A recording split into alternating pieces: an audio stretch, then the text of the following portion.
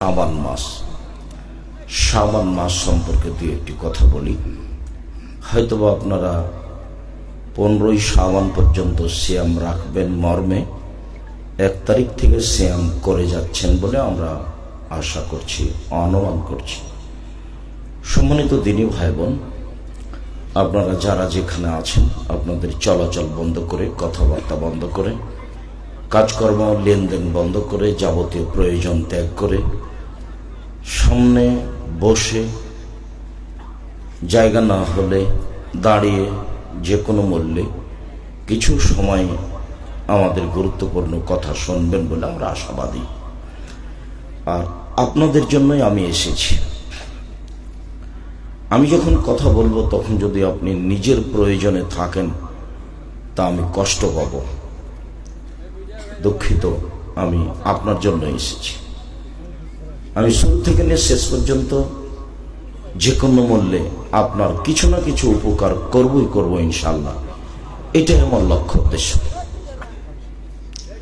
সম্মানিত দিনী ভাই বোন, আপনাদের মনে এই জন্য যে রোজা মানে হলো উপবাস থাকা, আর সিয়াম মানে হলো বিরত থাকা। ফজরের আজান থেকে নিয়ে সূর্য ডুবা পর্যন্ত খাওয়া পান করা, যাবতীয় অপছন্দ কথা ও কর্ম, স্ত্রী মিলন, এগুলি থেকে বিরত থাকার নাম হলো সিয়াম। অবশ্যই রোজা আর সিয়াম এক নয়, যদিও আমরা রোজা বলেই বুঝে থাকি সিয়ামকে। সম্মানিত দিনী ভাই বোন, অপছন্দ কথা কর্মের সাথে জড়িয়ে থাকলে মানুষ সিয়াম থাকে না। মানুষ তখন রোজা থাকে, উপবাস থাকা, তখন আর নেকি হয় না, তখন শুধুমাত্র না খেয়ে থাকা হয়। বলছিলাম, ইবাদতের জগতে সবচেয়ে দামি ইবাদত হলো সিয়াম। কয়েকটা প্রমাণ পেশ করি। তার 1 নম্বর প্রমাণ হলো, সব ইবাদতের নেকি আল্লাহ ফেরেশতা দিয়ে দিতে বলবেন। হজ আল্লাহ বলবেন ফেরেশতাকে নেকি লিখে দাও। সালাত আল্লাহ বলবেন ফেরেশতাকে নেকি লিখে দাও। দান খায়রাত, তাসবিহ, তাহলিল, জিকির, আজকার আল্লাহ ফেরেশতাকে বলবেন নেকি লিখে দাও।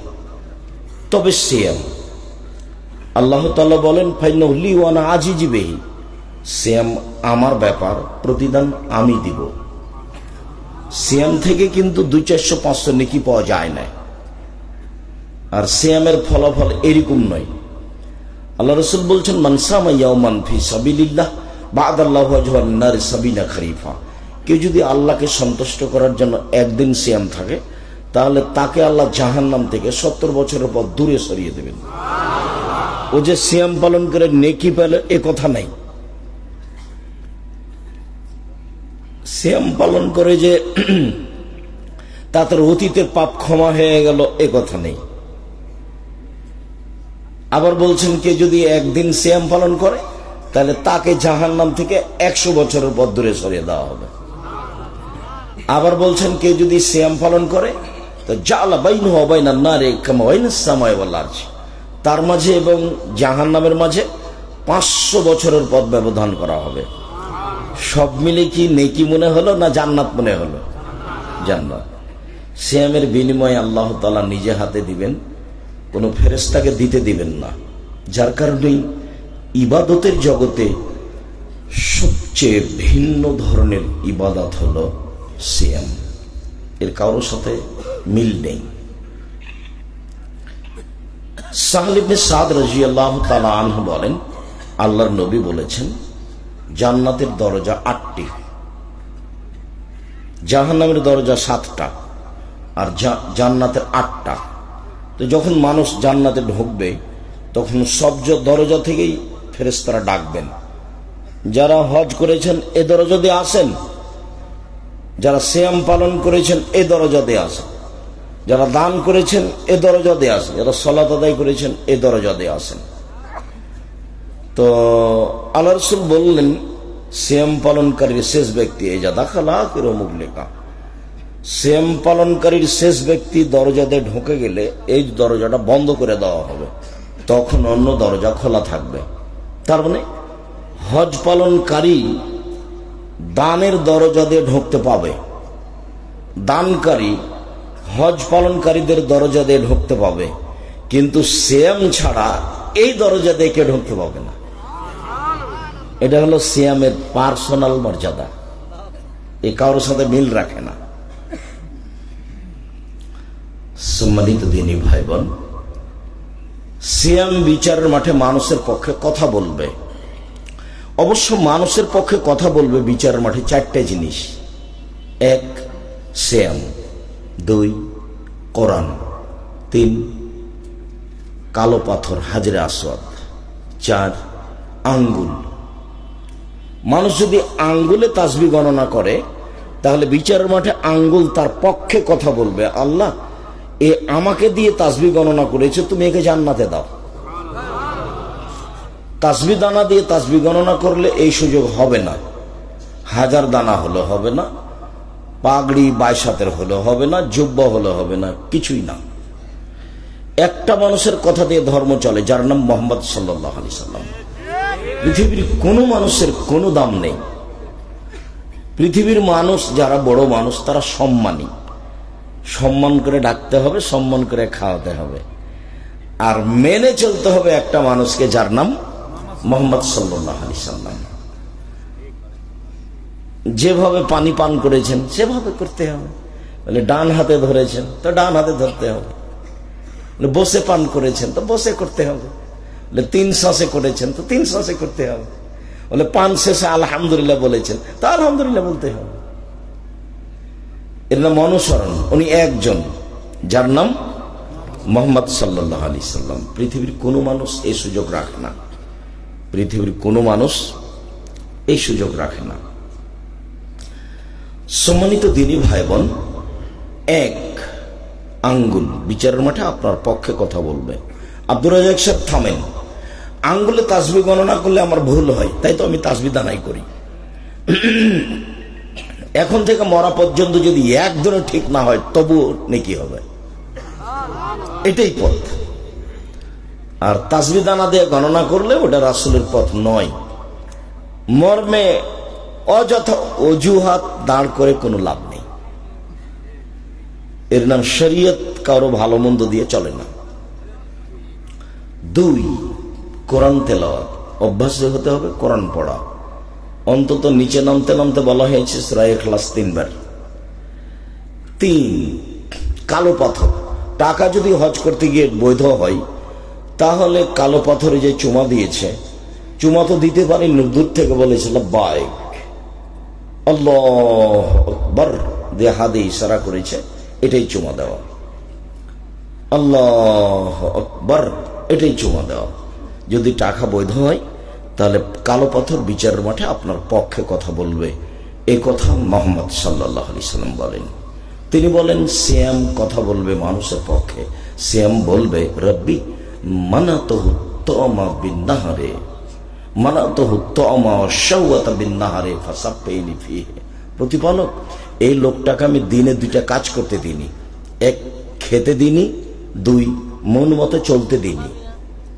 প্রতিপালক, তুমি আমার একটা কথা শোনো, একে জান্নাতে দাও। আমি একে 2টা কাজ করতে দিইনি। 1, খেতে দিইনি, 2, মন মতো চলতে দিইনি। তুমি আমার কথা শোনো, ফাইসব ফানে। কোরআন এবং সিয়ামের কথা মেনে নেওয়া হবে।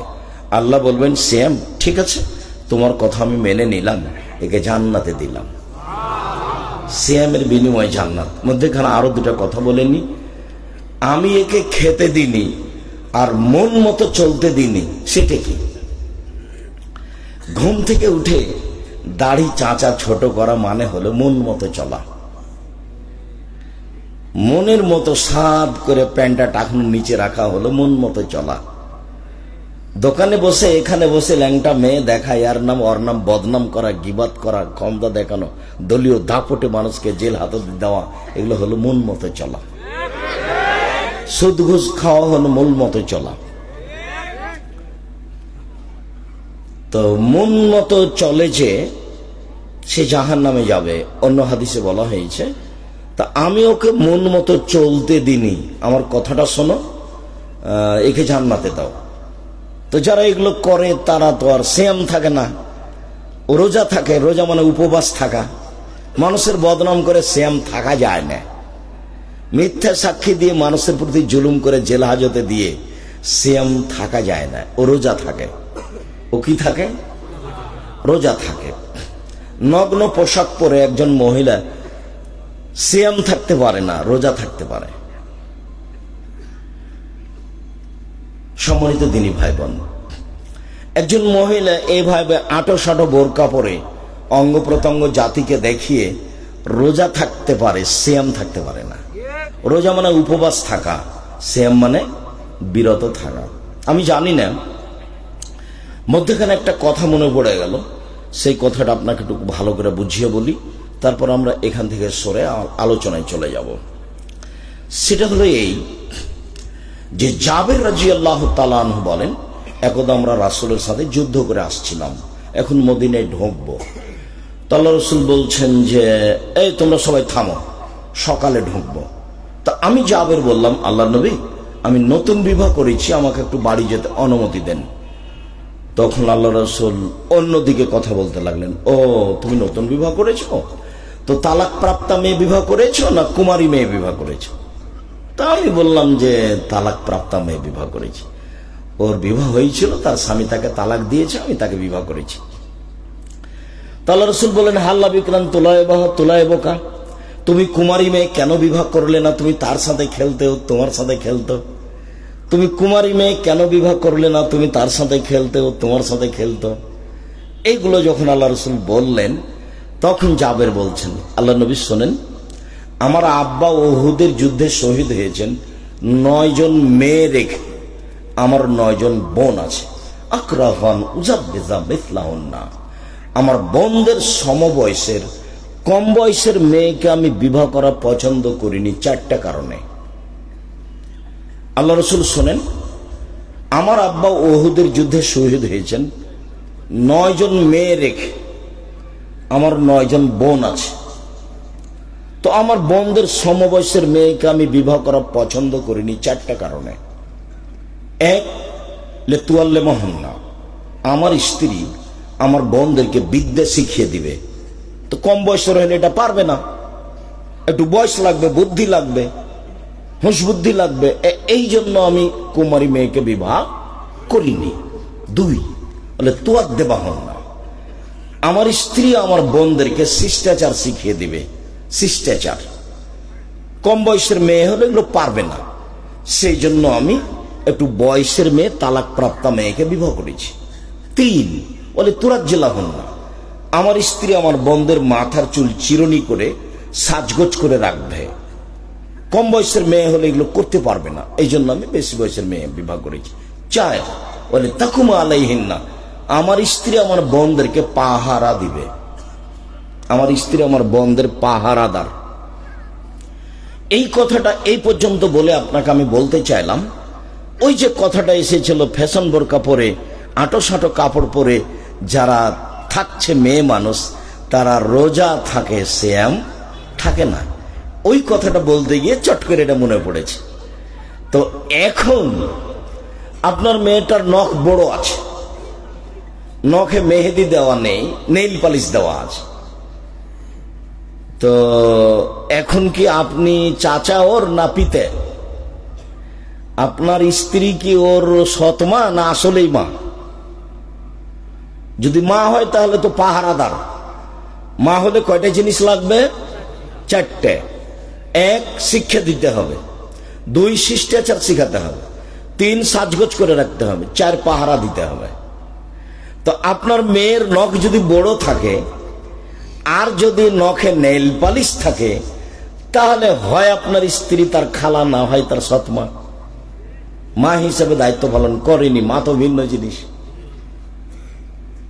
আর আপনি স্বামী হিসেবে দায়িত্ব পালন করেনি, আপনি রাসূলের কথা মানেন না। আল্লাহ রাসূল বলছেন, ইয়া মাশারা শাবাব মান ইসতাতা মিনকুমুল বাত ফালিয়াতাজাওয়াজ, এই যুবক শোনো, যাদের তোমার ক্ষমতা আছে সে যেন বিবাহ করে। ক্ষমতা, ক্ষমতা কি জিনিস? 1, মোহর দেওয়ার ক্ষমতা। 2, শারীরিক ক্ষমতা। 3, কন্ট্রোল ক্ষমতা। ওকে আয়ত্তে রাখতে হবে। দেখুন আপনার বউ আপনার আয়ত্তে থাকে নাকি? কাপুরুষে দিন কাটায় লাভ নেই। পুরুষের মতো পুরুষ হতে হবে। এক কোথায় গেছিলে এভাবে দাঁত খুলে দেবে একবারে। এর নাম স্বামী। স্বামী হলে স্বামী হতে হবে। ও হলো মালিক, হলো দায়িত্বশীল। কাপুরুষের পরিচয় দিয়ে আর একজনের বদনাম করে সরকারের নাম উল্লেখ করে নিজের কোনো লাভ নেই। আপনি আপনারটা দেখবেন। চলেন কথায় ফিরে যাই। আমার স্ত্রী আমার বোনদেরকে শিষ্টাচার শিখাবে। শিষ্টাচার কি জিনিস? যেদিকে যাবেন খালি আল্লাহ নবী বলবেন শিষ্টাচার। দেখেন দু তিনটা বাক্য ওখানে বলি। আল্লাহ নবী বলছেন, এই শোনো, মান কানাত লাহু জারিয়া, কারো যদি একটা কাজের মেয়ে থাকে, আল্লামাহা ফাসানা তালিমাহা, শিখিয়ে দিল, সুন্দর শিখিয়ে দিল। ওয়াদ্দাবাহা ফাসানা তাদিবাহা, শিষ্টাচার শিখিয়ে দিল, সুন্দর শিষ্টাচার শিখিয়ে দিল। শিষ্টাচার কি জিনিস? হাদিস তো বুখারী মুসলিম। আল্লাহ রাসূল বলছেন, এই শোনো, আনফিক আলা ইয়ালিক মিন তাওলিক ওয়ালা তারফানু আদাকা আশাকা আদাবান মিন আহলিক। তুমি তোমার উপার্জিত পয়সা দিয়ে ছেলে মেয়েকে লালন পালন করো, পড়াও। দরখাস্ত লিখে টাকা কমাতে হবে না। তুমি উপার্জন করে তোমার ছেলে মেয়েকে পড়াও। উপার্জন বাপের জমিদারি দিয়ে পড়াও, ব্যবসা করে পড়াও, নাহলে দিন মজুরি করে পড়াও। প্রতিদিন দিন মজুরি করে 500 টাকা পাবা, এক মাসে 15,000 টাকা পাবা। ওরা না হয় 3-4 হাজার টাকা নেবে। উপার্জন করে ছেলে মেয়েকে পড়াও। যদি দিন মজুরি করে না পারো তাহলে ভিক্ষা করে পড়াও। মানুষের উপার্জনের শেষ পথ কি? ভিক্ষা। ভিক্ষা বাপে করবে, ছেলে পড়াশোনা করবে। ছেলে মেয়েকে পড়াশোনা করার বাপের শেষ পথ কি? ভিক্ষা করা। এটা তার জিম্মেদারি, করতেই হবে। এটা তার জিম্মেদারি, জরুরি ভাবে। তাহলে রাসূল পরের বাক্যে বললেন যে তুমি শিষ্টাচারের লাঠি উঠিয়ে নিও না পরিবার হতে, মানে শক্তভাবে শিষ্টাচার বাস্তবায়ন করো। শিষ্টাচার কি জিনিস? আল্লাহ রাসূল বললেন, মান ওয়ালাদাহু ওয়ালাদুন ফালিহিসিন ইসমাহু আদাবাহু, কারো যদি ছেলে মেয়ে জন্ম নেই সেজন্য একটা সুন্দর নাম রাখে, শিষ্টাচার শিখিয়ে দেয়। শিষ্টাচার কি জিনিস? আল্লাহ রাসূল বললেন, মান কানা লাহু সালাসা বানাত, কারো যদি 3টা মেয়ে থাকে, আল্লামাহুন্না, তাকে বিদ্যা শিখালো, ও আদাবাহুন্না, তাকে শিষ্টাচার শিখালো, অসাকাহুন্না, তাকে পান করালো, অকাসাহুন্না, তার কাপড় চোপড়ের ব্যবস্থা করলো, তাহলে কুন্না হেজাবান মিনান নারে হেজাবান নার ইয়াউমাল কিয়ামা, বিচারের মাঠে ওর মেয়ে ওকে বাঁচানোর জন্য অন্তরাল হয়ে যাবে। ওদিকে থাকবে জাহান্নাম আর এদিকে থাকবে ওর বাপ, আর মধ্যে থাকবে মেয়েরা। আগে বাপের জান্নাত ঘোষণা হবে, তারপরে সরবে। মধ্যে কে আছে? মেয়েরা। এদিকে কে আছে? বাপ। আর ওদিকে কি আছে? জাহান্নাম। তবে 10টা ছেলেকে পড়ে 1 পয়সা লাভ হবে, এই কথা আল্লাহ নবী বলেননি। 10টা ছেলেকে যদি মাস্টার ডিগ্রি পাস করায় বাপ, তাহলে বাপের 1 পয়সা লাভ হবে, এই কথা আল্লাহ নবী বলেননি। তবে ছেলেকে পড়াবে কেন? জন্ম দিয়েছে এই জন্য। লাভ সব মেয়েদেরকে, সব মেয়েদের আলোচনা কেন? ইহুদিরা মেয়েদের দাম দেয়নি। ওরা বলেছে ওটা হলো মনোরঞ্জনের জিনিস। 30, 40, 50 বছর পর্যন্ত জেনা করতে হবে ওর সাথে, তারপরে বিবাহ করতে হবে, 2-1টা ছেলে মেয়ে হবে, তারপর ওকে বৃদ্ধাশ্রমে দিয়ে দিতে হবে। ও পশু প্রাণীর মতো। খ্রিস্টানেরা তার 5 পয়সা দাম দেয়নি, বলেছে এ হলো উপভোগের জিনিস। আবার বলেছে যদি এদের ঋতু হয়, হাইজ হয়, ছি ছি ছি, ওকে বাড়ির পিছন দিকে রেখে আসো, চাঁপাইনবাবগঞ্জের ভাষাতে ছাই তোলা প্লেট দিয়ে ওকে ভাত দাও। প্লেটে ছাই তোলা প্লেট বুঝেন? ছাই উঠানোর জন্য যে ভাঙা প্লেটটা ব্যবহার করে। ময়লাযুক্ত গ্লাসে ওকে পানি দাও। কেন? ওর হাইজ হয়েছে, ওর সাথে খাওয়া হবে না, ওর সাথে থাকা হবে না। ইহুদি খ্রিস্টান এরকম দেখিয়েছে। আর জাহেলিয়াতের যুগে মেয়েদেরকে মাটিতে পুঁতে দেওয়া হতো, ওরাও দাম দেয়নি। ইহুদিরা দেয় না, খ্রিস্টানরা দেয় না, হিন্দুরা আজও দেয়নি, কোনোদিন দেয়নি, কিয়ামত পর্যন্ত দেবে না। হিন্দুরা মেয়েদেরকে জমি দেয় না, হিন্দুরা মেয়েদেরকে জমি দেয় না। বিবাহের দিন শেষ করেছে সব, কলার গাছের চতুর্দিক দিয়ে ঘুরিয়ে কাজ শেষ করেছে। জমি জায়গা নেই। সব দাম দিয়েছে কোরআন, সব সম্মান দিয়েছে আল্লাহ, সব সম্মান দিয়েছেন মুহাম্মদ সাল্লাল্লাহু আলাইহি ওয়াসাল্লাম। সম্মান দিতে দিতে দিতে দিতে এই পর্যায়ে দিয়েছেন বলছে না দুনিয়া কুল্লু মাতা খায়ের মাতার দুনিয়া মারাত সালা। সব পৃথিবী, গোটা পৃথিবী সম্পদ, পৃথিবীর সবচেয়ে দামি সম্পদ মহিলা। গোটা পৃথিবী সম্পদ, সবচেয়ে দামি সম্পদ ভালো মহিলা। আমরা বলছেন সুখময় জীবনের জন্য 4টা জিনিস লাগে, তার 1 নম্বরে আলমারাতু সালেহা, ভালো মহিলা।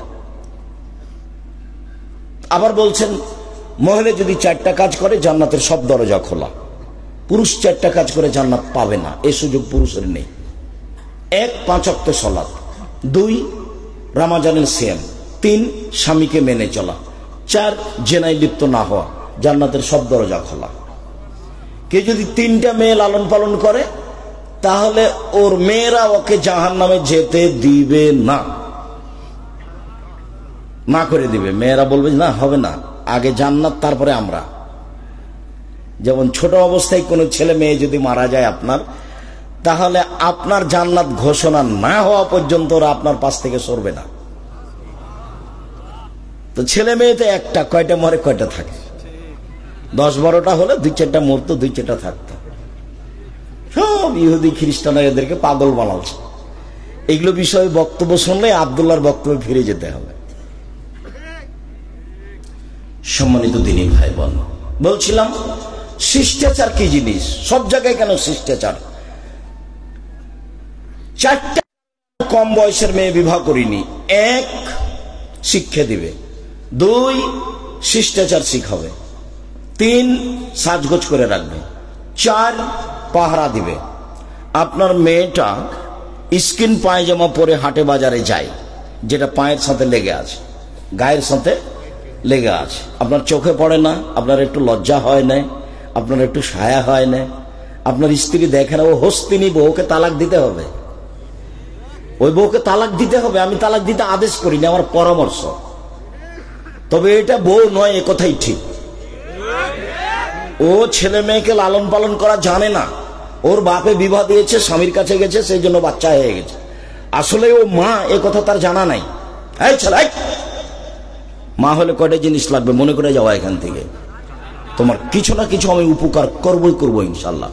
বক্তব্যের সাথে ফাঁকি দিও না, মুনাফিকি করো না, মুনাফিকি করে কোনো লাভ নাই।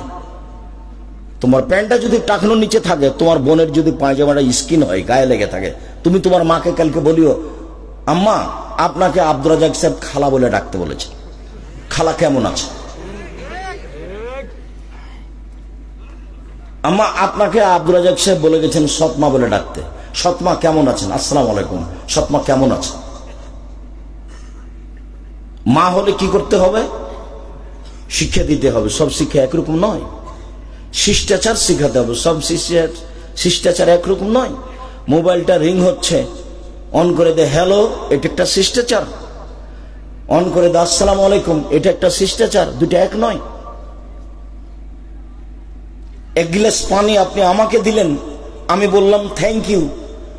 আপনি আরেকজন মাওলানা সাহেবকে দিলেন, মাওলানা সাহেব বলেন জাযাকাল্লাহ খায়ের। দুটাই শিষ্টাচার, দুটো এক নয়। দাম আছে শিষ্টাচারের।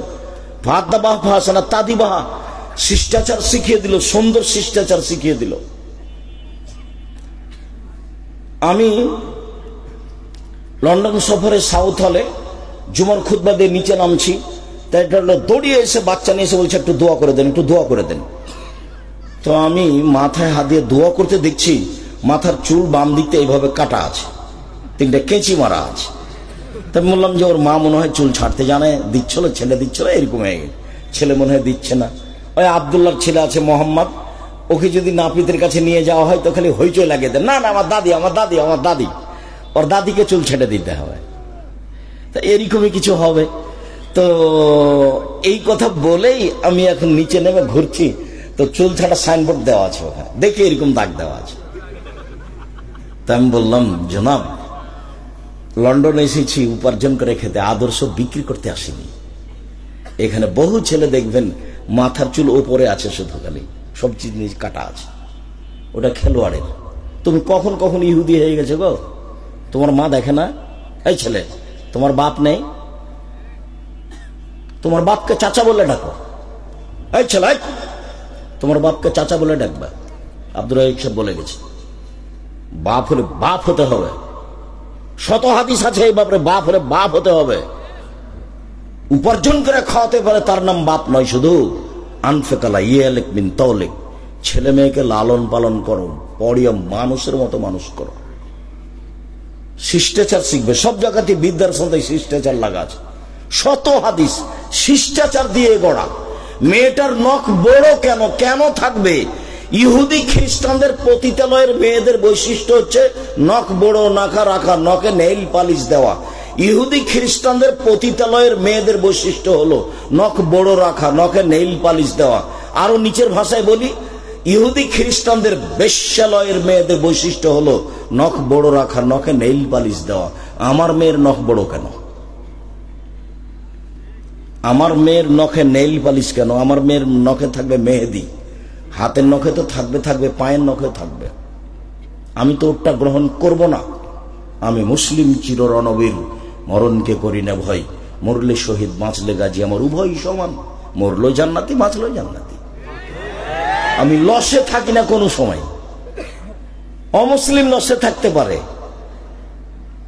ওর ফলাফল ভালো নয়, ওর দাড়ি পাল্লা হবে না বিচারের মাঠে। হিন্দুদের দাড়ি পাল্লা হবে না বিচারের মাঠে, ইহুদির হবে না, খ্রিস্টানের হবে না। যারা আকীদায় মায়ের খেয়েছে, শিয়া কাদিয়ানি, এদের হবে না। ফায়ুখাজবিন নাওয়াসি ওয়াল আকদাম, ওদের মাথা এবং পা ধরে জাহান্নামে নিক্ষেপ করা হবে।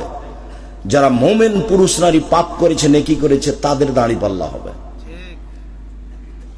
সবার দাড়ি পাল্লা হবে না। ফালা নকতুল ইয়াউমাল কিয়ামাতে ওজনা, ওদের কোনো বিচারই নেই, ওদের হিসাব নিকাশ নেই। আপনি মা, আপনি বাপ, দুইজন মিলে স্বামী স্ত্রী মিলে সংসারটা বাস্তবায়ন করেন।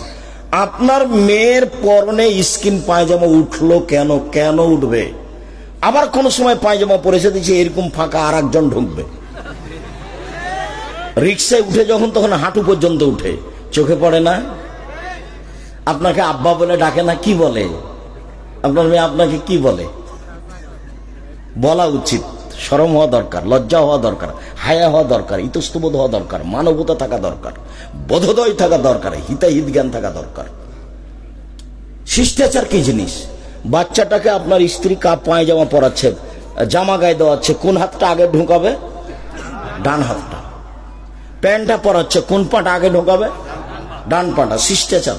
জুতাটা পরাচ্ছে, কোন পায়েটা পরাবে? ডান পায়েটা। বাচ্চাটাকে ঘুমাচ্ছে, কোন কাতে ঘুমাবে?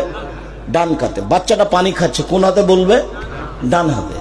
আপনার স্ত্রী দরজাটা বন্ধ করছে, কিভাবে বলবে? বিসমিল্লাহ। এর নাম শিষ্টাচার। ধর্ম বিক্রি করে আর একজনের নীতিতে যাচ্ছেন ভুল হিসাবে। 1 মিনিট। আল্লাহ নবী বলছেন, আমার উম্মত ইহুদি খ্রিস্টানদের সাথে মিশে যাবে নিয়ম নীতিতে, কৃষ্টি কালচারে, চলাফেরাতে এমন ভাবে মিশে যাবে, ডান হাতের বিঘত যেমন বাম হাতের সমান, এভাবে মিশে যাবে। এই ছেলে, তুমি বুঝতে পারছো না যে খেলোয়াড় তো ব্রাজিলের, চুল এভাবে ছোট করেছে, তো আমি কেন এভাবে ছোট করলাম? তোমার মাথার চুল তুমি বুঝতে পারো না? 2-4 বছর আগে, 2 বছর আগে এভাবে ছাড়তে?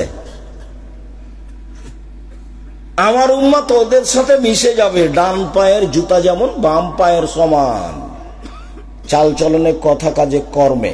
এবার তিনি ভাষাগত নিচে নামতে লাগলেন দুঃখ করে। পৃথিবীর মানুষ শুনে রেখো, আমার উম্মত ইহুদি খ্রিস্টানদের সাথে মিশে যাবে। মিশতে মিশতে ওরা যদি মায়ের সাথে জেনা করে থাকে, আমার উম্মত মায়ের সাথে জেনা করবে। যার কারণে তো এইভাবে প্যান্ট পরতে, এইভাবে টাই পরতে, এইভাবে নখ কাটতে রাখতে, এইভাবে নেল পালিশ দিতে ভালো লাগে, এইভাবে স্কুল কলেজ চালাতে ভালো লাগে, যার কারণে গুড মর্নিং ভালো লাগে, যার কারণে থ্যাংক ইউ ভালো লাগে। ওর সাথে তো আমার আদর্শের মিল নাই। আল্লাহ নবী বলছেন, দিন রাত তার বিরোধিতা করো। সম্মানিত দিনী ভাই বোন, আপনারা স্বামী স্ত্রী দুইজনে এমনি সময় কাটাতে পাবেন না। পুরো জীবনটা ছেলে মেয়ে নিয়ে, ঘুম থেকে নিয়ে ঘুম ওঠা পর্যন্ত সব রাসূল সাল্লাল্লাহু আলাইহি ওয়াসাল্লামের শিষ্টাচার খুঁজে খুঁজে তলিয়ে তলিয়ে দেখতে হবে। ওদের সাথে মিল খাবে না। ওরা পৃথিবী যখন দখল করে আছে, তখন মুহাম্মদ সাল্লাল্লাহু আলাইহি ওয়াসাল্লাম এসেছেন এবং সব নিয়ম নীতি উল্টে দিয়েছে। তো বলছে যে মোহাম্মদ সাল্লাল্লাহু আলাইহি সাল্লাম যে আমাদের সবই উল্টিয়ে দিল। আরে পেশাব করলেও ও মহিলাদের মতো করে আর করে পেশাব করে। পেশাবের বলে নিয়ম আছে, পেশাব করতে বসলে দোয়া পড়তে হবে, ডান হাত দিয়ে পবিত্রতা অর্জন করা যাবে না। মোহাম্মদ সাল্লাল্লাহু আলাইহি সাল্লাম এত ছোট কথা বলে, ছি, এ কি করে নবী হতে পারে, এত ছোট কথা বলে। সালমান ফার্সি জানো মোহাম্মদ সাল্লাল্লাহু আলাইহি সাল্লাম এভাবে পেশাব করা শিখায়, পায়খানা করা শিখায়? জি, আমাদের নবী মোহাম্মদ সাল্লাল্লাহু আলাইহি সাল্লাম বলেছেন কেবলা মুখী হয়ে পেশাব পায়খানা করা যাবে না। জি, আমাদের নবী মোহাম্মদ সাল্লাল্লাহু আলাইহি সাল্লাম বলেছেন বসে পেশাব পায়খানা করতে হবে। জি, আমাদের নবী মোহাম্মদ সাল্লাল্লাহু আলাইহি সাল্লাম বলেছেন পেশাব পায়খানার পরে পানি দিয়ে পবিত্রতা অর্জন করতে হবে। জি, আমাদের নবী মোহাম্মদ সাল্লাল্লাহু আলাইহি সাল্লাম বলেছেন পেশাব পায়খানা পবিত্রতা অর্জন করার সময় বাম হাত ব্যবহার করতে হবে, ডান হাত নয়। জি, আমাদের নবী মোহাম্মদ সাল্লাল্লাহু আলাইহি সাল্লাম বলেছেন লিঙ্গ ধরার সময়, স্পর্শ করার সময় বাম হাত দিয়ে ধরতে হবে, ডান হাত নয়। জি, আমাদের মোহাম্মদ সাল্লাল্লাহু আলাইহি সাল্লাম বলেছেন পানি না থাকলে ঢেল, 3টি ঢেল দিয়ে পবিত্রতা অর্জন করতে হবে, টিস্যু পেপার দিয়ে পবিত্রতা অর্জন করতে হবে। জি, আমাদের নবী মোহাম্মদ সাল্লাল্লাহু আলাইহি সাল্লাম বলেছেন হাড় দিয়ে পবিত্রতা অর্জন করা যাবে না, কয়লা দিয়ে পবিত্রতা অর্জন করা যাবে না। এক টানা সালমান ফার্সি বলতে লাগলেন পবিত্রতা। ওদের টয়লেটে পানির ব্যবস্থা নেই, ইহুদি খ্রিস্টানদের টয়লেটে পানির ব্যবস্থা নাই, পবিত্রতা লাগবে না, কুকুর প্রিয় মানুষ ওরা। আমি এখন ওই বার্মিংহামের ট্রেন স্টেশনে যাচ্ছি, বলছে সাইদ টয়লেটে যেতে হবে। ওস্তাদজি টয়লেটে যাবেন তো পানির ব্যবস্থা নেই যে, ইন্নালিল্লাহ, কি করতে হবে? মানে টিস্যু ব্যবহার করে পবিত্রতা অর্জন করতে হবে। তুমি ওর সাপ দিয়েছো, তোমার পিঠে তোমার একটা গেঞ্জি আছে, পিছন দিকে 47 লেখা আছে, তোমার গায়ে একটা গেঞ্জি আছে, তার পিছনে 10 লেখা আছে, তোমার 10 দিতে দিতে আমার নামাজ শেষ, এমন বিশাল করে লেখা আছে। এরই নাম হলো ওদের কৃষ্টি কালচার আমাদের ছেলে মেয়ে কি করবে? গ্রহণ করবে। এমন ভাবে স্কিন পায়জামা পরেছে আমার মেয়ে যে শরীহাত তো দেখা যাচ্ছে, লজ্জা স্থান বোঝা যাচ্ছে। ছি ছি ছি ছি, তখনও আপনি বাপ, ছি, তখনও আপনি মা। জি না, ভুল হিসাব, দুঃখিত। বাপ দেখবেন, 1 মিনিট, কথা মধ্যেখানে ঢুকে আমার লম্বা হয়ে গেল। 1 মিনিট বাপ দেখবেন, দেখেন বাপ কাকে বলে। আয়েশা রাদিয়াল্লাহু তাআলা আনহা বলেন আমরা এক যুদ্ধ থেকে আসছিলাম, হঠাৎ করে আমার গলার হাড়টা হারিয়ে গেল, খুঁজে পায় না। সলাতের টাইম হয়ে গেছে, নামাজের টাইম হয়ে গেছে, পানি নেই, ওযুও করতে পারি না, যেতেও পারি না। সব মানুষ বিপদে পড়ে গেল, 1200-1400 মানুষ, পানি নাই, ওযু করব কি করে, এখানে যেতেও পারি না, হার খুঁজে পাই না। জনগণ আমার আব্বাকে বলল, জানেন কি ঘটিয়েছে আপনার মেয়ে? কি ঘটিয়েছে? আপনার মেয়ে তো হার হারিয়েছে, যার কারণে তো আমরা খুঁজে পাই না, যেতেও পারি না, তাই মানুষগুলোর এত সমস্যা ঘটিয়েছে। জি, আয়েশা রাদিয়াল্লাহু তাআলা আনহা বলছেন আমার আব্বা আমার কাছে আসলেন, আবু বকর সিদ্দিক আমার কাছে আসলেন, ফালাকাজানি লাকতাতান শাদীদা, আমার কোমরের উপরে এত জোরে একটা কিল মারলেন। ওই সময় আমার স্বামী আমার উরু রানের উপরে মাথা দিয়ে ঘুমিয়েছিলেন। আমার স্বামী আমার উরু রানের উপরে মাথা দিয়ে ঘুমিয়েছিলেন। যদি আমার স্বামী আমার উরু রানের উপরে মাথা দিয়ে না ঘুমাতেন, তাহলে মায়ের চোটে, মায়ের কারণে আমি দূরে সরে যেতাম। 1 মিনিট, এই ছেলে, এটা বাংলাদেশি স্বভাবে, বাংলাদেশি বিধি বিধানে জামাই যদি মেয়ের উরু রানের উপরে মাথা দিয়ে ঘুমায় আর শ্বশুর মেয়ের বাপ যদি ওদিকে গিয়ে দেখে, তাড়াতাড়ি ভাবে ঘুরে আসবে। কথা মনে হয় আমি বুঝাতে পারিনি। মেয়েকে কিছু বলবে এই জন্য যাচ্ছে, গিয়ে দেখছে যে জামাই মেয়ের উরু রানের উপরে মাথা দিয়ে ঘুমিয়ে আছে। এখন কিছু বলা বাদ দিয়ে বাপ কি করবে? পাল্টা ঘুরে আসবে। এটা হলো বাংলাদেশি স্বভাব। ওই অবস্থাতেই মেরে দিলেন কয়েকটা কিল, এত জোরে মারলেন মায়ের কারণে দূরে সরে যায়, এরকম অবস্থা। সবচেয়ে বড় মানুষে মারলেন পৃথিবীর ইতিহাসে। নবী রাসূল বাদ দিয়ে আদম থেকে নিয়ে কিয়ামত পর্যন্ত আবু বকর সিদ্দিকের চেয়ে কোনো দামি মানুষ জন্ম নেয়নি, নিবেও না। আবু বকর সিদ্দিক রাদিয়াল্লাহু তাআলা আনহু মানুষ হিসেবে সবচেয়ে দামি মানুষ, উনি মারলেন। আর যাকে মারছেন পৃথিবীর ইতিহাসে সবচেয়ে দামি মহিলা, ইনি হলেন আয়েশা রাদিয়াল্লাহু তাআলা আনহা। আর যার সামনে মারলেন উনি হচ্ছেন পৃথিবীর সবচেয়ে দামি মানুষ, উনি হলেন মুহাম্মদ সাল্লাল্লাহু আলাইহি সাল্লাম। এবার শ্বশুরে মারলেন, বাপে মারলেন, পূর্ণ যুবতী মেয়েকে মারলেন, বিবাহদারী মেয়েকে মারলেন, জামাইয়ের সামনে মারলেন, দিন দুপুরে খোলা মাঠে মারলেন, পৃথিবীর সবচেয়ে বড় মানুষে মারলেন, পৃথিবীর সবচেয়ে বড় মহিলাকে মারলেন, পৃথিবীর সবচেয়ে বড় মানুষের সামনে মারলেন, বিবাহদারী মেয়েকে মারলেন, পূর্ণ যুবতী মেয়েকে মারলেন, জামাইয়ের সামনে মারলেন, হাত দিয়ে মারলেন। এত বড় বাপে এত বড় বেটিকে এত বড় জামাইয়ের সামনে বিবাহদারী মেয়েকে হাত দিয়ে মেরে দিলেন। ভুল কোথায়? এটা হার হারিয়ে গেছে, খেয়াল করতে পারেননি এই জন্য। আর আপনার মেয়েটা স্কিন পায়জামা পরে চলে যায় স্কুল কলেজে হাটে বাজারে, আপনি দেখতে পান, আপনি কিছুই বলেন না, আপনি আবার বাপ। ছি, আপনার মতো বাপকে বাপ বললে আমার খুব কষ্ট হয়, আপনার মরে যাওয়া উচিত। আপনার ছেলে মেয়েকে জামিয়া সালাফে পড়াবে ইনশাল্লাহ। জামিয়া সালাফে 5000 ছেলে মেয়ে পড়াশোনা করে। কালকে যদি আরো 5000 ছেলে মেয়ে চলে যায় সমস্যা হবে না পড়ানোর ইনশাল্লাহ। 300 জন শিক্ষক শিক্ষিকা আছে, আপনি না থাকলে আমি পড়ানোর জিম্মেদারি নিলাম ইনশাল্লাহ। আপনার মতো বাপ আমি চাচ্ছি না, বেঁচে থাকার চেয়ে মরে যাওয়া ভালো। চিন্তা করবেন না কিভাবে পড়বে, এতিম লালন পালন করব। বাংলাদেশের সর্ববৃহৎ সর্বোচ্চ প্রতিষ্ঠান জামিয়া সালাফিয়া, মনে বড় সাপ। এদেশের মাটিতে আমি উন্নত মানের প্রতিষ্ঠান গড়বই গড়ব ইনশাল্লাহ, যেখানে ছেলে মেয়ে বাংলা ইংরেজি আরবি উন্নত মানের শিক্ষা অর্জন করে জাতির অন্যায়ের বিরুদ্ধে লড়বে, মুখে কলমে মিডিয়ায় লড়বে ইনশাল্লাহ। এই যে মুখে আছি, সামনে মিডিয়া আছে, কলম সাথে আছে, জীবন বাজি রেখে চেষ্টা চালাচ্ছি। আপনি এতিম, আপনার ছেলে মেয়ে এতিম হয়ে গেলে কোনো সমস্যা নেই, আপনি বেঁচে থাকেন, এটা আমি চাচ্ছি, পুরুষের মতো হয়ে বেঁচে থাকেন। এই যে বাপ, যে 1 মিনিট, হাদিস বুখারী মুসলিম, এরই নাম বাপ।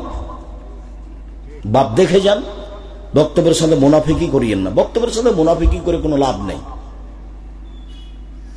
বক্তব্যের সাথে মুনাফিকি করে কোনো লাভ নেই। তোমার বোন ফ্যাশন বোরকা পরে যাবে দিন রাত, তার নাম বোরকা? এটা তুমি দেখতে পাও না, তোমার বাপ দেখতে পায় না, তোমার মা দেখতে পায় না, এরই নাম মা, এরই নাম বাপ। প্রসব করাতে পারলে মা হওয়া যায়। পাগলিও বাচ্চা প্রসব করাতে পারে, পাগলিও বাচ্চা প্রসব করাতে পারে। কিন্তু পাগলির বাচ্চা যখন পানি খায়, বাম হাতে গ্লাস ধরে, তখন পাগলি বলতে পারে না আম্মু আম্মু বাম হাতে শয়তান খায়, ডান হাতে ধরো, ডান হাতে ধরো, ডান হাতে ধরো, এই কথা পাগলি বলতে পারে না।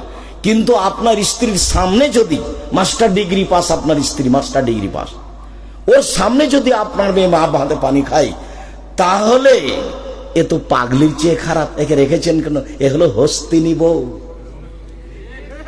এ মাস্টার ডিগ্রি পাস নয়, এ আপনার পরিবারকে কবর দিতে এসেছে। এ হলো হস্তিনী বউ, এ ভালো বউ নয়। আল্লাহ নবী বলছেন 4টে জিনিস আছে যার সুখময় জীবন তার, 4টে জিনিস আছে যার সুখময় জীবন তার। 1, ভালো স্ত্রী, আমি বলিনি এ কথা। 2, ভালো প্রতিবেশী। 3, একটা ভালো গাড়ি। 4, প্রশস্ত ঘর। এগুলো আমি বলিনি, এগুলো মুহাম্মদ সাল্লাল্লাহু আলাইহি সাল্লাম বলেছেন। আর আপনি বলেন যে আমার বউ ভালো, আপনি শুধু বলতে পারেন যে মাস্টার ডিগ্রি পাস করেছে আর কলেজে পড়াই। হেডমাস্টারকে যে বলে ভাইয়া কেমন আছেন ভাইয়া, হেডমাস্টারকে বলে। আর ব্যাংকে গাই, ব্যাংকে চাকরি করতে যাই, একটু 19-20 হলে ম্যানেজার ধাক্কা মারে, ধমকায়। ওকে তো সৃষ্টি এই জন্য করা হয়নি। আল্লাহ বলছেন অমিন আয়াতিহান খালাকালাকুম মিন আনফুসিকুম আজওয়াজান লিতাসকুনু ইলাইহা। পৃথিবীর মানুষ, তোমাদের পাশ থেকে, তোমাদের মধ্যে থেকে তোমাদের স্ত্রীদেরকে সৃষ্টি করেছি, ওখানে তুমি শান্তি পাবা, তৃপ্তি পাবা। এই জন্য ও তোমাকে শান্তি দিবে, ও তোমাকে তৃপ্তি দিবে, ও তোমাকে সন্তান দিবে। এই জন্য আমি তাকে সৃষ্টি করেছি, ব্যাংকের জন্য নয়। সরকারি চাকরি করে পয়সা উপার্জন করবে এই জন্য নয়, পয়সা তুমি উপার্জন করো শান্তি তৃপ্তির জন্য। 24 ঘন্টার মধ্যে চাকরি ছেড়ে দিতে হবে, ওই চাকরির 5 পয়সা দাম নেই। ওই চাকরি দিয়ে আপনার সংসার ধ্বংস হয়েছে, ওই চাকরি দিয়ে আপনার মেয়েটা স্কিন পায়জামা পরতে শিখেছে, ওই চাকরি দিয়ে আপনার মেয়েটা নখ বড় রেখেছে আপনার বউয়ের চাকরির কারণে। আবার আপনার বউ হলো এলাকার চেয়ারম্যান, ভাইয়া আসে চা খেয়ে যাও ভাইয়া, চা খেয়ে যাও ভাইয়া, চেয়ারম্যান মেম্বার। খারাপ লাগে না? আপনার শ্বশুর বলে হাজি, আপনার বাপ নাকি হাজি, খারাপ লাগা তো দরকার। আপনি মুসলমান মনে করেন না নিজেকে? বুঝেও বোঝে না, ওরা অন্তর আছে বুঝে না, দেখেও দেখে না, ওরা চক্ষু আছে দেখে না, শুনেও শুনে না, ওরা কান আছে শোনে না। উলায়েকা কালানাম, তারা পশু প্রাণীর মতো, তারা গরু ছাগলের মতো, তারা কুকুর শ্রীগালের মতো, বালু মাজাল, বরং তার চেয়ে খারাপ। আপনার জীবনটা গরু ছাগল পশু প্রাণীর মতো। খারাপ লাগে কেন? কেন খারাপ লাগে? আমি আব্দুর রাজ্জাক বিন ইউসুফ জাতির সামনে 33 কোনদিন অপ্রয়োজনীয় কথা বলিনি। আপনার এই বউকে যদি আমি অশিক্ষিত প্রমাণ করতে না পারি, আমি জাতির সামনে বক্তব্য দেব না। 33 বছরে কোনদিন অপ্রয়োজনীয় বাক্য বলিনি, কোনদিন। আজ কেন 33 বছরে কোনদিন বলিনি। 33 বছরে আমি কোনদিন সরকার বিরোধী বক্তব্য দিইনি, একটা বাক্য নেই। 33 বছর আমি কোনদিন মাযহাব নিয়ে কথা বলিনি, একটা বাক্য নেই। আর আপনি মাযহাবী মানুষ শুরু করলেই আপনি আরেকজনকে গালি দিয়ে শুরু করেন, আরেকজনের বদনাম করে শুরু করেন। আমি তো বলছি, আমি আব্দুর রাজ্জাক বিন ইউসুফ আজকের বক্তব্য চ্যালেঞ্জ করিনি, পাবনার মাঠে 34 বছরের সব বক্তব্য চ্যালেঞ্জ করলাম। একটা বাক্য পাবেন না আপনি। ওই পাতাই পড়ি না আমি, ওই পাতা আমি পড়ি না, ওই পাতা আমার বন্ধ করা আছে। আমাকে লোকে কি বলেছে তার উত্তর আমি দিই না। আমাকে একদিন এনাদের এলাকায় মুর্শিদাবাদ, ওটা মালদাতে, খুব চাপ দিয়ে বলছে যে আপনি একটু বলেন না, আপনার ব্যাপারে এত বলছে, আপনি একটু মুখ খুলবেন না। তো আমি বললাম যে আমাকে যদি ধুয়ে রেখে দেয় তবু আমি মুখ খুলবো না। বলতে বলতে যেগুলো ধুয়ে দেয় তবু আমি বলবো না। কেউ যখন আমাকে খুব গালি দেয়, দিতে দিতে যখন কথা শেষ করে, তখন আমি আবার রিং দিয়ে বলি, ভাইজান গালি কি আরো বাকি ছিল? আমার মনে হলো যে আপনার টাকা শেষ হয়ে গেছে নাকি, মনে হয় গালি শেষ হয়নি। তা আপনার যদি আরো থাকে তো গালি দিয়ে নেন, যা আপনার মন চাই বলে নেন। আমি তার কথার উত্তর দিলে, সম্মানিত তিনি ভাই বোন, নফল সেম রাখেন 1 দিন থেকে 15 শাবান পর্যন্ত। 15ই শাবানে মানুষের ভাগ্য লিখা হয়, মানুষের যা মারা যাবে তা লিখা হয়, যা জন্ম হবে তা লিখা হয়, রুজি। এগুলো মিথ্যা কথা, জাল হাদিস। শাবান মাসে বাৎসরিক রিপোর্ট পেশ করা হয়, কোন দিন তা মুহাম্মদ সাল্লাল্লাহু আলাইহি ওয়াসাল্লামের জানা ছিল না। তো উনি বাৎসরিক রিপোর্ট ধরার জন্য উনি শাবান মাসে বেশি বেশি সিয়াম থাকতেন। আজ মনে হয় রিপোর্ট, কাল মনে হয় রিপোর্ট, পরশু মনে হয় রিপোর্ট। এই রিপোর্টের জন্য তিনি সিয়াম থাকতেন প্রায় শাবান, আর বলতেন একটানা 15 রাখো। এই জন্য উনি চাইতেন, এই যে আমার রিপোর্টটা, বৎসরের রিপোর্ট না, দেখো আমি সিয়াম আছি, দেখো দেখো আমি সিয়াম আছি। আর বৃহস্পতিবার সোমবার তিনি সিয়াম থাকতেন, আর সাপ্তাহিক রিপোর্ট সিয়াম অবস্থায় দেখার জন্য। না, দেখো আমার 1 সপ্তাহের রিপোর্ট, দেখো সিয়াম অবস্থায় আছি, দেখো। এটা ভালোবাসতেন তিনি। আমার রিপোর্ট আল্লাহর কাছে পেশ করা হবে, আল্লাহ দেখুক যে আমি সিয়াম আছি।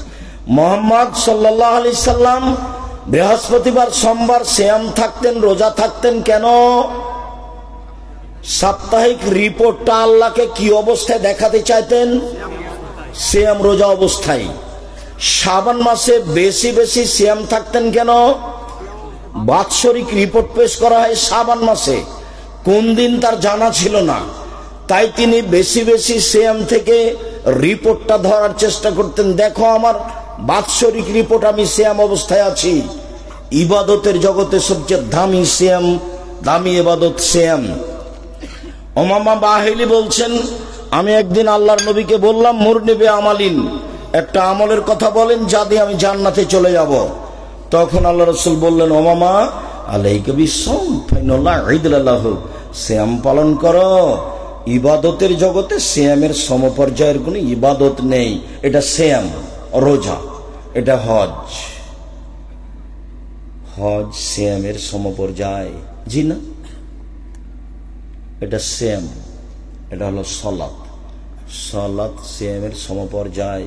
জি না, এটা হলো সিয়াম। এটা হলো দান সাদাকা, দান সাদকা সিয়ামের পর্যায়? জি না।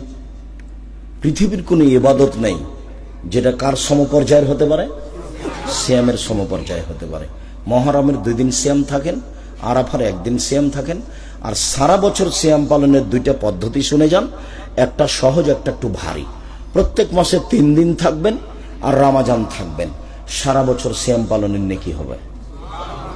প্রত্যেক মাসে 13, 14, 15 3 দিন। আর হাইজের কারণে যদি মহিলাদের কোনো সমস্যা ঘটায় তাহলে মাসে 1 দিন করলেই হলো।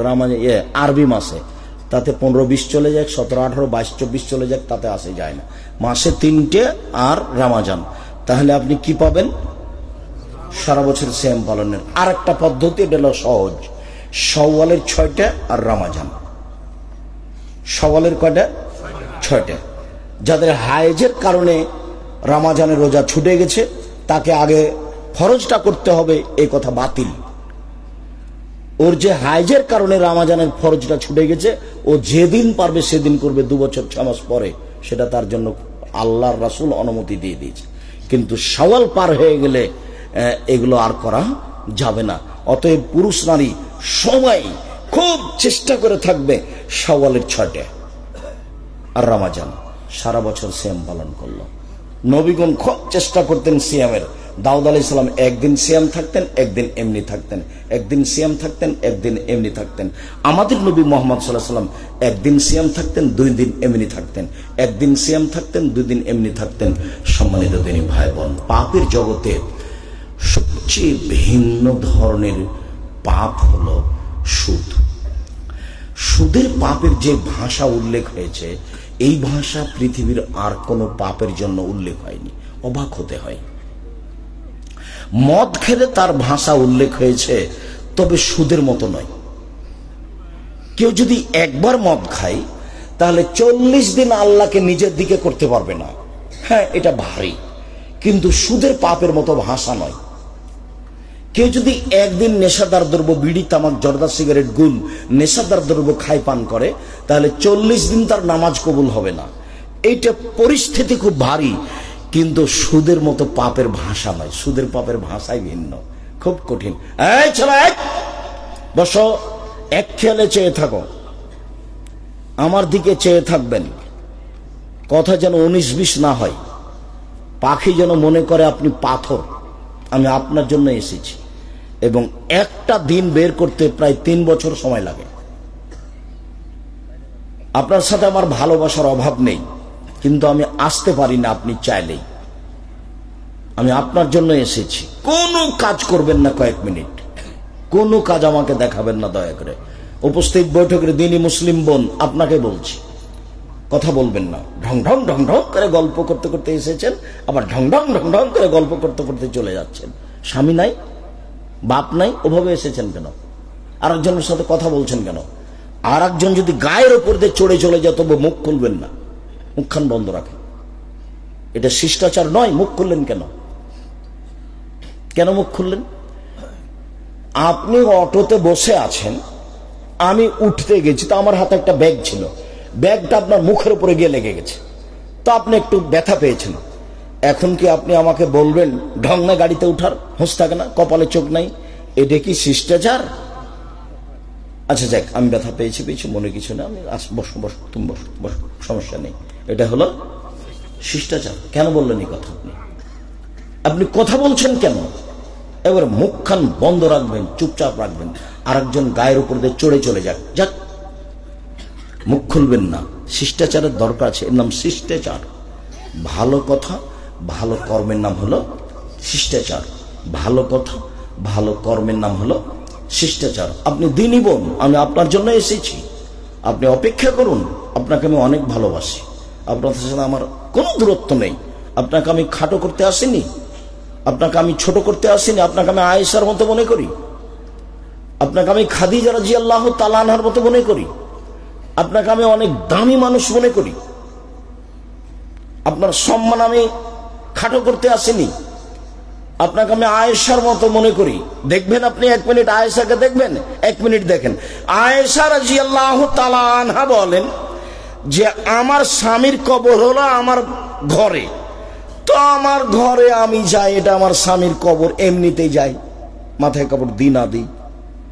কয়দিন পরে আমার স্বামীর কবরের পাশে হলো আমার বাপের কবর, তখন আমি এমনিতেই যাই, স্বাভাবিকভাবে যাই। কয়দিন পরে দেখি আমার বাপের কবরের পাশে হলো উমারের কবর, উমার কিন্তু জামাই।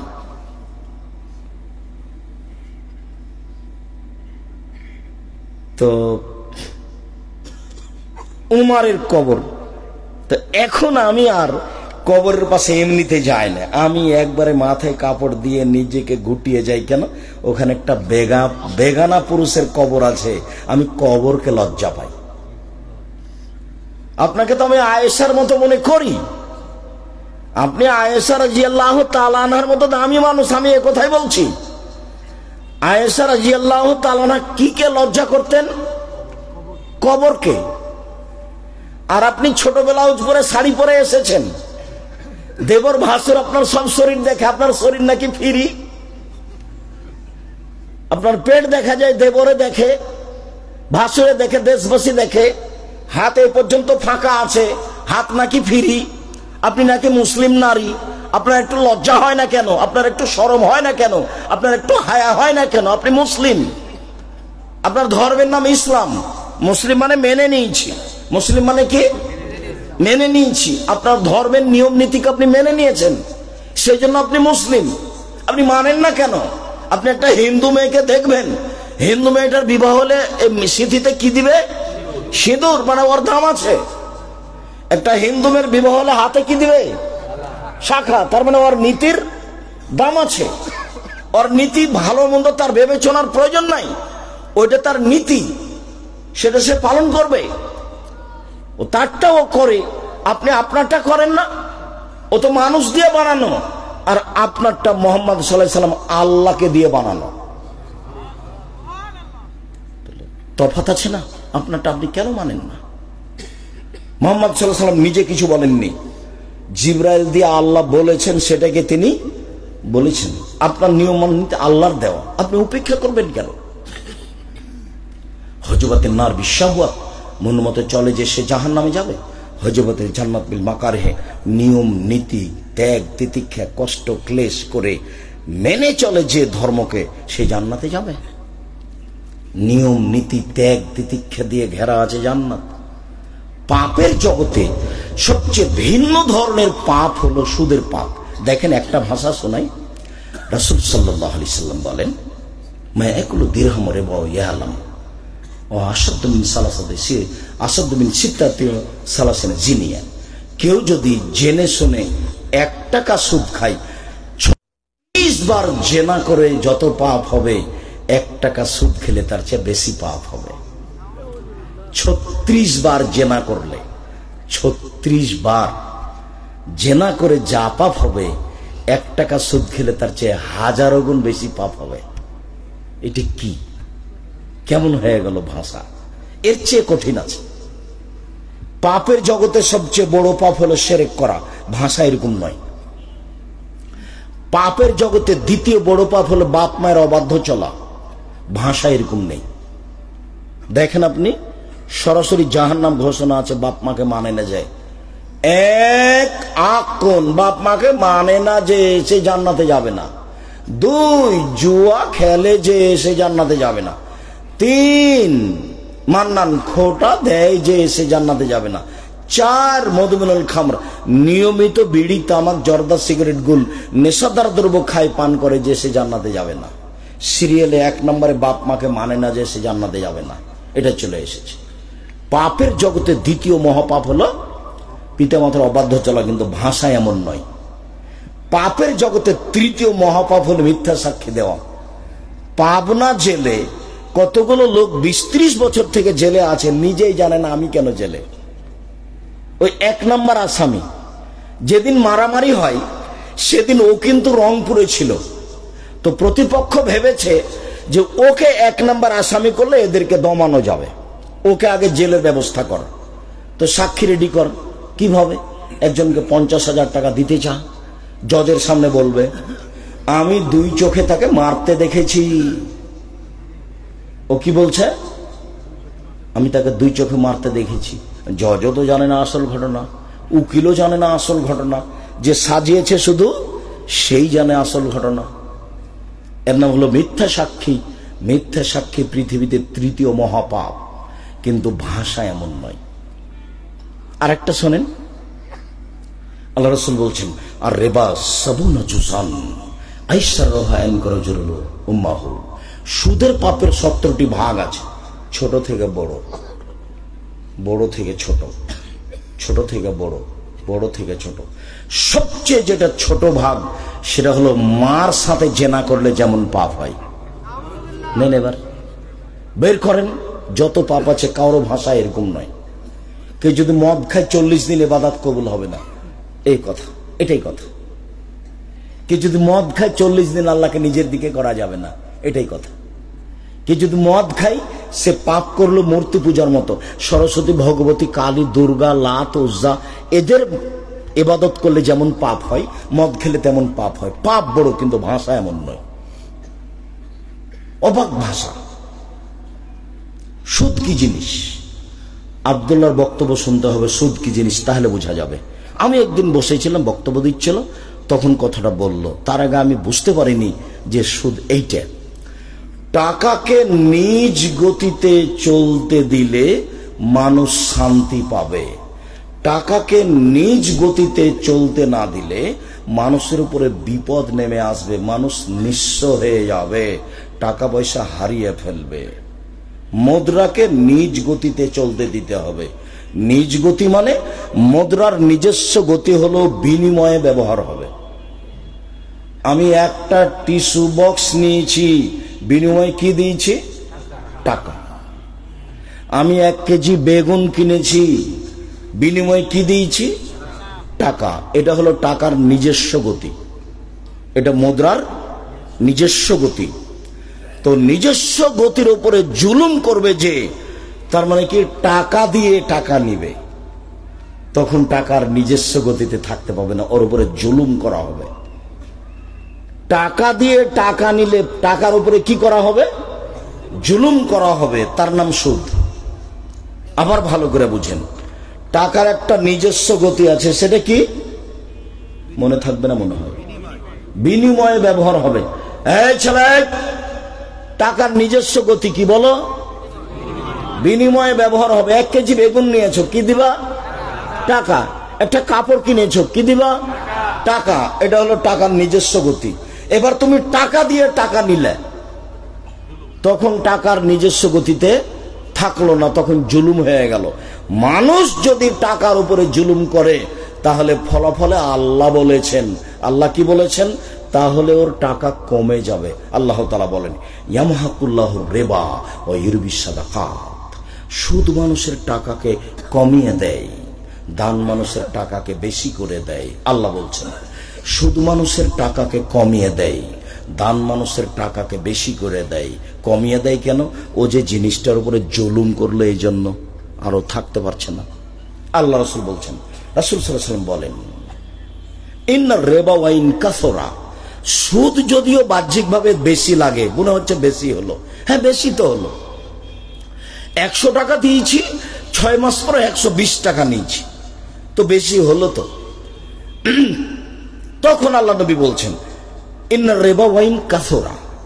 সুদ যদিও বাহ্যিকভাবে বেশি হয়, ইন্না আকিবাতাহু তাসরিল কাল্লিন, তবে তার শেষ ফলাফল হলো নিঃস্ব।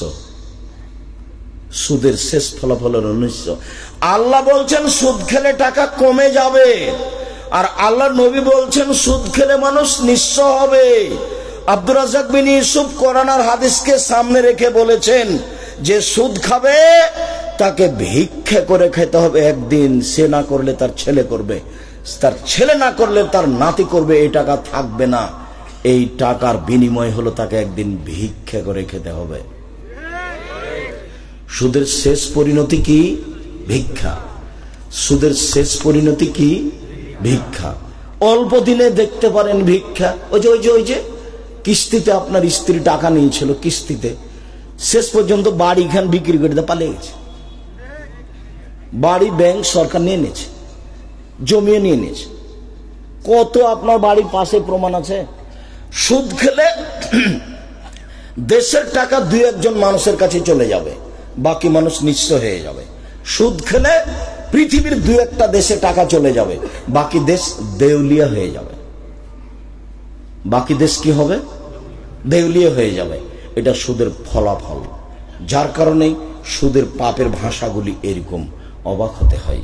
সম্মানিত দিনী ভাই বোন, আল্লাহ বলছেন কালু ইন্নামাল বায়উ মিসলু রিবা। মানুষে বলছে সুদ আর ব্যবসা একই, সুদেও টাকা বাড়ে, ব্যবসাতেও টাকা বাড়ে, সুদেও টাকা বাড়ে, ব্যবসাতেও টাকা বাড়ে। মানুষে বলছে সুদ আর ব্যবসা একই। তখন আল্লাহ তাআলা বলছেন আরে না, আহলাল্লাহু বাইআ হারামা রিবা। আল্লাহ চিরদিনের জন্য সুদকে হারাম করেছেন আর চিরদিনের জন্য ব্যবসাকে বৈধ করেছেন। চিরদিনের জন্য সুদ হারাম, চিরদিনের জন্য ব্যবসা জায়েজ। এই ছেলে, আরো শোনো মুহাম্মদ সাল্লাল্লাহু আলাইহি সাল্লামের মুখের কথা। আর তাজিরা সাদিক এখনো ইয়াউমুল কিয়ামা মা শুহুদা সিদ্দিকুন ওয়াল আম্বিয়া। সত্যবাদী ব্যবসায়ী বিচারের মাঠে নবীগণের সাথে থাকবেন না। এবার এদিক ওদিকে খেয়াল করেছিল, বুঝতে পারোনি। ওই সময়ে ইহুদি খ্রিস্টানেরা কি বলেছিল? ওরা বলেছিল সুদ আর ব্যবসা একই। ওরা কি বলেছিল? সুদ আর ব্যবসা একরকম। কেন? সুদেও টাকা বাড়ে, ব্যবসাতেও টাকা বাড়ে। তখন আল্লাহ এই কথাটা ঠেকিয়ে দিয়ে বললেন, পৃথিবীর মানুষ শুনে রেখো, সুদ চিরদিনের জন্য হারাম, ব্যবসা চিরদিনের জন্য হালাল। আল্লাহ বললেন শুনুন। শুধু তাই নয়, আল্লাহ নবী বলছেন মানুষ যদি ব্যবসাতে সত্যবাদী হয়, মিথ্যে কথা না বলে ব্যবসায়ী, তাহলে বিচারের মাঠে ওর নবীর সাথে থাকবে। তাহলে কি সুদার ব্যবসা এক হলো? এখানে আল্লাহর নবী বললেন যে ব্যবসায়ী যদি সত্যবাদী হয় তাহলে কার সাথে থাকবে? নবীর সাথে থাকবে। আর ওখানে আল্লাহ নবী বললেন কেউ যদি 1 টাকা সুদ খায় তাহলে 36 বার জেনা করলে যত পাপ হবে, 1 টাকা সুদ খেলে তার চেয়ে বেশি পাপ হবে। আবার বললেন যে সুদের ছোট পাপটা হলো মায়ের সাথে জেনা করলে যেমন পাপ হয়। কেমন ভাষা দেখেন তো, কত ভারী। মায়ের সাথে জেনা করলে যেমন পাপ হয়, কোন পাপের এরকম ভাষা নেই।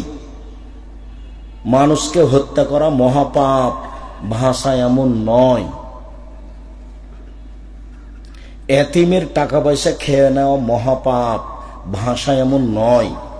মানুষের জমি জোর করে দখল করা মহাপাপ, ভাষা এমন নয়। মানুষকে গালি দেওয়া মহাপাপ, ভাষা এমন নয়। মা বাপ মায়ের অবাধ্য চলা মহাপাপ, ভাষা এমন নয়। মিথ্যে সাক্ষী দেওয়া মহাপাপ, ভাষা এমন নয়।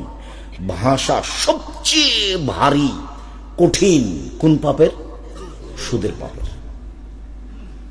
বিবাহিত ছেলে মেয়ে যদি জেনা করে তাহলে তাকে ইট ঢেল পাথর দিয়ে মেরে মেরে মেরে ফেলতে হবে। অবিবাহিত ছেলে মেয়ে যদি জেনা করে তাহলে 100 লাঠি পিটিয়ে তাকে এলাকা থেকে তাড়িয়ে দিতে হবে। জেনার গতিবিধি ভিন্ন, ওর সাথে কোনো পাপের বাস্তবতার মিল নাই। কেউ যদি জেনা করে বিবাহ না করার আগে, তাহলে তাকে 100 লাঠি পিটিয়ে এলাকা থেকে 1 বছরের জন্য তাড়িয়ে দিতে হবে। এমন কোনো পাপ নাই যার বিধান এরকম। আবার বিবাহ করার পরে যদি কেউ জেনা করে তাহলে তাকে ইট ঢেল পাথর দিয়ে মেরে মেরে মেরে ফেলতে হবে। এই দেশের লাখো ভাবিকে ইট ঢেল পাথর দিয়ে মেরে ফেলতে হবে যারা দেবরের সাথে জেনায় লিপ্ত হয়েছে। এদেশের লাখো দুলাভাইকে ইট ঢেল পাথর দিয়ে মেরে ফেলতে হবে যারা সেলিকার সাথে জেনায় লিপ্ত হয়েছে। এদেশের লাখো পুরুষকে ইট ঢেল পাথর দিয়ে মেরে ফেলতে হবে যাদের স্ত্রী থাকা সত্ত্বেও অন্য মহিলার সাথে জেনায় লিপ্ত হয়েছে। এদেশের লাখো নারীকে ইট ঢেল পাথর দিয়ে মেরে ফেলতে হবে সরকারি ভাবে যাদের স্বামী থাকা সত্ত্বেও অন্য পুরুষের সাথে জেনায় লিপ্ত হয়েছে। পাপের জগতে এমন কোনো পাপ নেই যেটা এমন হতে পারে 3 শ্রেণীর মানুষকে হত্যা করতে হয়, তার 2 শ্রেণীর মানুষের বাঁচার পথ আছে। আশহাদু আল্লা ইলাহা ইল্লাল্লাহ, আমি সাক্ষ্য দিচ্ছি আল্লাহ ছাড়া কোনো মাবুদ নাই, ওয়া আশহাদু আন্না মুহাম্মাদুর রাসূলুল্লাহ, আমি সাক্ষ্য দিচ্ছি মুহাম্মদ আল্লাহর রাসূল। এরকম সাক্ষী দেওয়ার লোককে হত্যা করা যায় 3টা পাপের কারণে, তবে 2টা পাপের কারণে বাঁচা যায়। এক, বলছে আমি কোরআন মাজিদ মানি না, তাহলে তাকে সরকারিভাবে হত্যা করতে হবে, তার নাম মুরতাদ। এক, বলছে গাভীর দুধ হারাম, তাহলে তাকে হত্যা করতে হবে সরকারিভাবে। এক, বলছে যে মদ হালাল, তাকে হত্যা করতে হবে সরকারিভাবে, তবে এর বাঁচার পথ আছে। একে ফাঁসির মঞ্চে নিয়ে যাওয়া হয়েছে, ফাঁস টান টান, তখন বলছে ভুল হয়েছে, ভুল হয়েছে, ভুল হয়েছে, কোরআন মাজিদে আল্লাহর বিধান, কোরআন মাজিদে আল্লাহর বিধান, আমার ভুল হয়েছে। তাকে ফাঁস থেকে নামিয়ে নিতে হবে, আর ফাঁসি হবে না। এ দেখেন বেঁচে গেল। 2, কেউ যদি কাউকে হত্যা করে, আমি যদি আপনার ছেলেকে হত্যা করি, তাহলে আপনি আমার কেসাস নিয়ে নেবেন, আমাকে হত্যা করতে হবে সরকারিভাবে।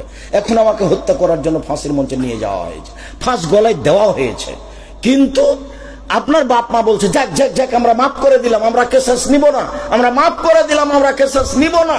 তাহলে আপনাকে কি করতে হবে? নামিয়ে নিতে হবে। 3, বিবাহ করার পরে যদি কেউ জেনায় লিপ্ত হয়, পৃথিবীর এমন কোন পথ ঘাট নাই তাকে বাঁচানো যেতে পারে। আপনার বিচার হলো না, আপনি তওবা করলেন, পাপ ক্ষমা হয়ে যাবে ইনশাআল্লাহ, সেটা ভিন্ন কথা। তার দয়া ভিন্ন, ফেরাউনকে মাফ করতে পারে সেটা ভিন্ন কথা। কিন্তু আপনাকে এইটা জানতে হবে, অন্তত আপনি বেঁচে থাকার কোনো সুযোগ রাখেন না, এটা আপনাকে মনে রাখতে হবে। 1 মিনিট, এই ছেলে 1 মিনিট, যা তোমরা তুমি গামে দিয়ে, গামিদ সম্প্রদায়ের একজন মহিলা আসলো, এই আল্লাহ রাসূলকে বলছে তাই এমনি রাসূলুল্লাহ, আল্লাহ রাসূল আমাকে পবিত্র করেন। তখন আল্লাহ রাসূল বলছেন ইরজি, বাড়ি ফিরে যাও, আস্তাগফিরুল্লাহ, আল্লাহর নিকটে ক্ষমা চাও, অতুবি ইলাইহি, তওবা করো। তখন মহিলাটি বলছে মাইজুবনু মালিকের বিচার না করে তাকে ফিরিয়ে দিয়েছিলেন, সেভাবে আপনি আমাকে ফিরিয়ে দিতে চাচ্ছেন? অন্না হবলামিনা জেনা, আমার পেটে অবৈধ সন্তান আছে, আমি ফিরে যেতে রাজি নই, বিচার করে দিতে হবে। দেখেন ইসলামী নিয়ম কেমন। আল্লাহ রাসূল বলছেন ইরজি হাত্তা তালেদি, বাড়ি ফিরে যাও, যেদিন বাচ্চা হবে সেদিন আসো, বিচার করে দিব। মহিলা বাড়ি চলে গেল। মুসলিম হাদিস গ্রন্থে এসেছে যেদিন বাচ্চা প্রসব হয়েছে সেদিনে একটা ন্যাকড়ায় জড়িয়ে নিয়ে এসে বলছে এ দেখেন বাচ্চা প্রসব হয়েছে, বিচার করে দেন। তখন আল্লাহ রাসূল বাচ্চার দিকে লক্ষ্য করে বলছেন ইরজিই, বাড়ি ফিরে যাও, ফরদিহে, বাচ্চাকে দুধ খাওয়াও, হাত্তা তাফতিমিহে, বাচ্চা যেদিন দুধ ছেড়ে দিবে সেদিন আসছে, বিচার করে দেব। মহিলা বাচ্চা নিয়ে চলে গেল। 2 বছর বাচ্চাকে দুধ খাওয়ালো। 2 বছর পরে বাচ্চা নিয়ে বিচারালয়ে উপস্থিত। বাচ্চার হাতে তখন একটা রুটি রয়েছে, রুটি প্রমাণ করে বাচ্চা খাদ্য খেতে পারে। ফাওয়াসাদহু বিয়াদিল মুসলিমিন, আল্লাহ নবী বলেন এই শোনো, এই বাচ্চাটা তুমি নাও, লালন পালন করিও। একজন মুসলমান হাতে দিয়ে দিলেন। তারপরে বলেন সঙ্গী সাথী এই যাবো বেহা, একে মাঠে নিয়ে যাও, ওয়াফিরুল্লাহ আলা সাদরিহা, মাঠে নিয়ে গিয়ে গর্ত খুঁড়ে বুক পর্যন্ত মাটিতে পুঁতে দাও। ফারজেমুহা, চতুর্দিক থেকে ইট ঢেল পাথর মেরে তাকে বিদায় করো দুনিয়া থেকে। ও বিচার চাইতে না আসলে আল্লাহ রাসূল বিচার করতেন না। তোমরা মাঠে নিয়ে যাও, গর্ত খোঁড়ো, বুক পর্যন্ত মাটিতে পুঁতে দাও, চতুর্দিক থেকে ইট ঢেল পাথর মেরে তাকে বিদায় করো।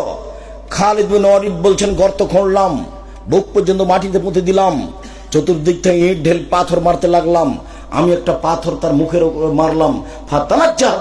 খালিদ পাথরটা মুখে লেগে মুখ ফেটে রক্ত ছিটে খালিদের গায়ে লাগলো। খালিদ তাকে গালি দিয়ে বসলেন ছি ছি ছি ছি ছি, একজন জেনাকারিনী মহিলার গায়ের রক্ত আমার গায়ে লাগলো। এইভাবে বলতে আল্লাহ রাসূল বলছেন মালে না খালিদ, খালিদ থামো, গালি দিও না, লাগা তাওবাত তাওবাতান লাউ তাওবা সাহিবু মাগফিরাল্লাহ গফিরাল্লাহু। এই মহিলা এত তওবা করেছে, এই মহিলা এত ক্ষমা চেয়েছে, এই মহিলা এত তওবা করেছে, এই মহিলা এত ক্ষমা ভিক্ষা চেয়েছে যে বড় থেকে বড় পাপী যদি এমন তওবা করে তাহলে তার পাপ ক্ষমা করা হবে। খালিদ শোনো, এর তওবা যদি মদিনার সব পাপীকে ভাগ করে দেওয়া হয় সবার পাপ ক্ষমা হয়ে যাবে। তার মানে আল্লাহ রাসূল বললেন যে তার পাপ ক্ষমা হয়ে গেছে। তিনি জানাজা দিলেন, তিনি কাফন দাফন করলেন, তো তিনি বলতে পারলেন না যাও তোমার বিচার হবে না, বাড়ি চলে যাও। এই কথা তিনি বলতে পারলেন না, দুঃখিত। সম্মানিত দিনী ভাই বোন, বিবাহের পরে জেনা ভিন্ন ধরনের শাস্তি, ভিন্ন ধরনের পাপ। পৃথিবীর এত বড় মানুষ, পৃথিবীর সবচেয়ে পাওয়ারফুল মানুষ মোহাম্মদ সাল্লাল্লাহু আলাইহি সাল্লাম, এত বড় পাওয়ারফুল মানুষ আল্লাহ পৃথিবীতে কাউকে সৃষ্টি করেননি। জান্নাতের গেটে বড় অক্ষরে লেখা আছে, সর্বপ্রথমে যিনি প্রবেশ করবেন তিনি হলেন মোহাম্মদ সাল্লাল্লাহু আলাইহি সাল্লাম। বিচারের মাঠে আল্লাহর সামনে কেউ কথা বলতে পারবেন না, এমনকি ইব্রাহিম আলাইহিস সালাম বলতে পারবেন না আমার যে কি হয় তা আমি নিজেই বুঝি না, এ বলে একটার পর একটা সবকে সরিয়ে দিবেন। মোহাম্মদ সাল্লাল্লাহু আলাইহি সাল্লাম কথা বলতে সক্ষম হবেন, মোহাম্মদ সাল্লাল্লাহু আলাইহি সাল্লাম কথা বলতে সক্ষম হবেন, এ কথা তিনি বলেও গেছেন। এত বড় পাওয়ারফুল মানুষ একটু বলতে পারলেন না, যাও তোমার পাপ ক্ষমা হয়ে গেছে, তোমার আর বিচার হবে না, এই কথা বলতে পারলেন না কেন? উপর থেকে ফাইসালা আছে, বিবাহ করার পরে জেনায় লিপ্ত হলে তাকে ইট ঢিল পাথর দিয়েই মেরে ফেলতে হবে। এটাই হলো তার দুনিয়াবি ফাইসালা। পরকালে তার জান্নাত হতে পারে, পরকালে তার জাহান্নাম হতে পারে। সম্মানিত দিনী ভাই বোন, এই পাপ হলো সুদের পাপ। জেনে শুনে যদি 1 টাকা সুদ খাই, 36 বার জেনা করে যত পাপ হবে, 1 টাকা সুদ খেলে তার চেয়ে বেশি পাপ হবে। সুদের পাপের 70টি ভাগ রয়েছে, বড় থেকে ছোট, ছোট থেকে বড়। সবচেয়ে ছোট ভাগ হলো মার সাথে জেনা করলে যেমন পাপ হয়, পাপের জগতে কোন পাপের ভাষা এরকম নয়। আপনাকে তো আমি বলছি, মদ খারাপ, একদিন মদ খেলে 40 দিন ইবাদত কবুল হবে না, ও এক ব্যতিক্রম পাপ। একদিন মদ খেলে 40 দিন আল্লাহকে নিজের দিকে করা যাবে না, ও এক ব্যতিক্রম পাপ। একদিন মদ খেলে তার পাপটা হয়ে গেল সরস্বতী, ভগবতী, কালী, দুর্গাকে পূজা করার মতো, এক ব্যতিক্রম পাপ। তারপরে ভাষা এমনটা নয়, একদিন মদ খেলে ফলাফল জাহান্নাম। 4 শ্রেণীর মানুষ জান্নাতে যাবে না। 1, কোন বাপ মাকে মানে না যে। 2, কাম্মার, জুয়া খেলে যে। 1 মিনিট এই চলে, প্রত্যেক যে খেলাতে টাকার হারজিত রয়েছে তার নাম জুয়া। পৃথিবীর যে কোনো স্থানে, যে কোনো খেলায় যদি টাকার হারজিত থাকে তার নাম হলো জুয়া। টাকার হারজিত নেই, শরীর চর্চা আছে, তখন খেলা যায়। যেমন ফুটবল, ভলিবল, ক্রিকেট, টাকার হারজিত নেই কিন্তু শরীর চর্চা আছে, তখন যায়। টাকার হারজিত নেই, শরীর চর্চাও নেই, বসে বসে চলে, এই খেলা বেশি খারাপ। আল্লাহ রাসূল বলছেন, মান লাইবা বিন নারদেশির ফাকাদ আদখালা ইয়াদাহু ফি দামে খিনজির।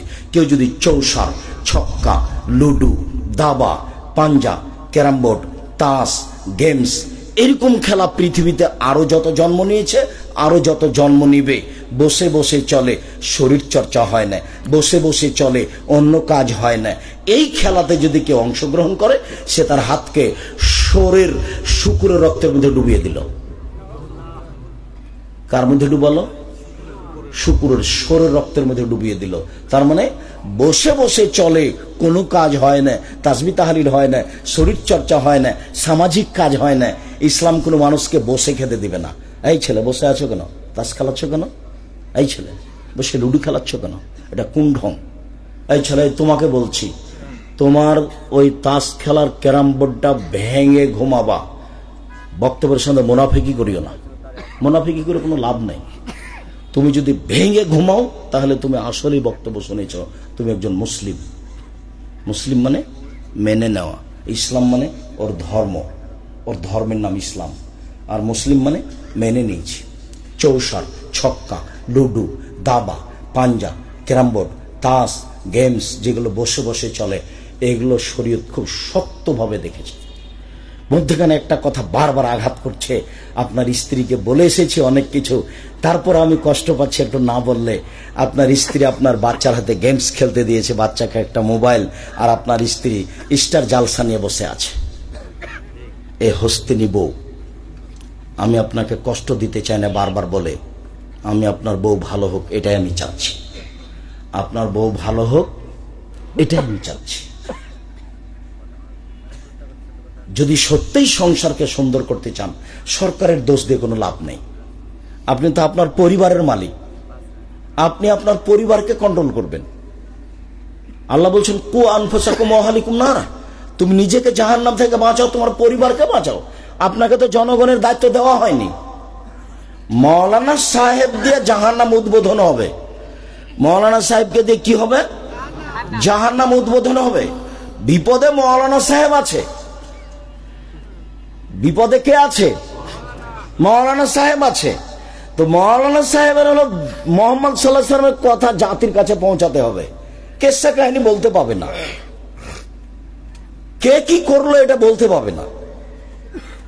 ওকে মোহাম্মদ সাল্লাল্লাহু আলাইহি ওয়াসাল্লামের কথা পৌঁছাতে হবে। ঠিক ঠিক ঠিক ঠিক এভাবে বলছেন আল্লাহর নবী। পৃথিবীর আলেম ওলামা শুনে রাখো, বাল্লিগু আন্নী ওয়ালা আয়া, আমার একটি কথা জানা থাকলে অন্যকে বলো। পৃথিবীর মানুষ, আমার একটি কথা জানা থাকলে অন্যকে বলো। বানি ইসরাইলের কাহিনী বলো, কোনো দোষ নেই। মান কাযাবা আলাইয়া মুতাআম্মিদান ফালিয়াতাওবা মাক্কাদাহু মিনান নার। কেউ যদি কোনো কথা আমার নামে বলে, সেই কথা যদি আমার না হয়, কেউ যদি কোনো কথা ধর্মের নামে বলে, সেটা যদি আমার না হয়, কেউ যদি কোনো কথা আমার নামে বলে, সেটা যদি আমার না হয়, তাহলে তার থাকার জায়গা জাহান্নাম। জুব্বা যত বড়ই হোক, পাগড়ি যত বড়ই হোক, বিচার মাঠে রেহাই হবে না। যার জন্য মুখ খুলতে পাবে না রাসূলের কথা ছাড়া। নিজেকে বাঁচাতে হবে, পরিবারকে বাঁচাতে হবে, এটা আমার জিম্মেদারি। মাওলানা সাহেবের জিম্মেদারি নিজেকে, পরিবারকে, সমাজকে। নিজেকে, পরিবারকে, সমাজকে। উনি কেমন দাওয়াত দিচ্ছেন সেটা বিচারের মাঠে ফলাফল হবে। এই ছেলে, আমরা আলোচনার শেষের দিকে চলে আসলাম। সুদের আলোচনায় একটা লম্বা হাদিসের একটা অংশ বলবো, সেই জন্য হাদিসটা আমি মুখে বলছি। হাদিস বুখারী মুসলিম, আমার দিকে এক খেলে চেয়ে থাকবেন। যার একটা কথা আসবে সুদের ব্যাপারে, এদিকে দেখেন। সামর ইবনে জুনদুব রাদিয়াল্লাহু তাআলা আনহু বলেন, আল্লাহর নবী ফজরের সালাত আদায় করেই আমাদের দিকে মুখামুখি বসতেন, আমাদের জিজ্ঞাসা করতেন, তোমরা স্বপ্নে কিছু দেখেছো কি? আমরা কেউ কিছু দেখলে বলতাম, তখন তিনি স্বপ্নের তাবির করে দিতেন। বলতেন, তোমার স্বপ্নের তাবির এই, তোমার স্বপ্নের তাবির এই। তো একদিন তিনি আমাদেরকে জিজ্ঞাসা করলেন, সঙ্গী সাথী, গত রাত্রে স্বপ্নে কেউ কিছু দেখেছ? আমরা বললাম, জি না। তখন তিনি বলছেন, শোনো শোনো, আমি দুইজন লোককে দেখেছি। তারা আমার কাছে আসলো, দুই হাত ধরলো, ধরে নিয়ে চলে যাচ্ছে বাইতুল মুকাদ্দাসের দিকে। যেতে যেতে দেখছি একটা লোক বসে আছে আর একটা লোক দাঁড়িয়ে আছে। যে লোকটা দাঁড়িয়ে আছে তার হাতে একটা লোহার বাঁকা লাঠি রয়েছে, মুখের ডান দিক দিয়ে ঢুকিয়ে চিরে পিছন দিকে নিয়ে যাচ্ছে, আবার বের করে মুখের বাম দিকে লাগাচ্ছে। তো বাম দিক চিরতে না চিরতে দেখে ডান দিক ঠিক হয়ে গেছে, আবার বের করে ডান দিকে নিয়ে আসছে। আমি বললাম, মা যা, একই দৃশ্য। তো তারা দুজন বলছেন, চলতে থাকে চলতে থাকে। আমি কিছু না বলে চলতে থাকলাম। চলতে চলতে দেখছি যে একটা লোক চিত হয়ে শুয়ে আছে, আর একটা লোক পাশে দাঁড়িয়ে আছে, তার হাতে একটা বড় পাথর আছে। মারছে পাথর তার মাথার উপরে, মাথা একবারে ভেঙে চৌচির হয়ে যাচ্ছে, পাথরটা ছিটকে দূরে চলে যাচ্ছে। ও পাথরটা আনতে যাচ্ছে, আনতে না আনতে দেখে মাথা ঠিক হয়ে গেছে, আবার মারছে। তা আমি বললাম, এই কি দৃশ্য, ব্যাপারটা কি, এ কোন শাস্তি? তো কি ব্যাপার? তারা দুজন বললেন, চলতে থাকেন। আমি কিছু না বলে চলতে থাকলাম।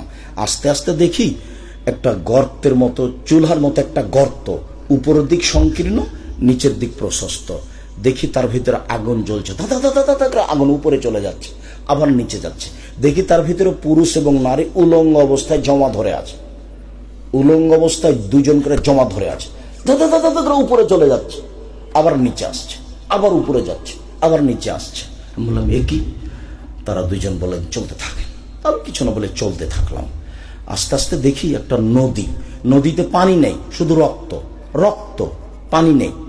তো দেখছি নদীর পাশে একটা লোক দাঁড়িয়ে আছে, হাতে পাথর আছে, আর মাঝামাঝিতে একটা লোক আছে, খুললো মারা দেয় এক রোজা।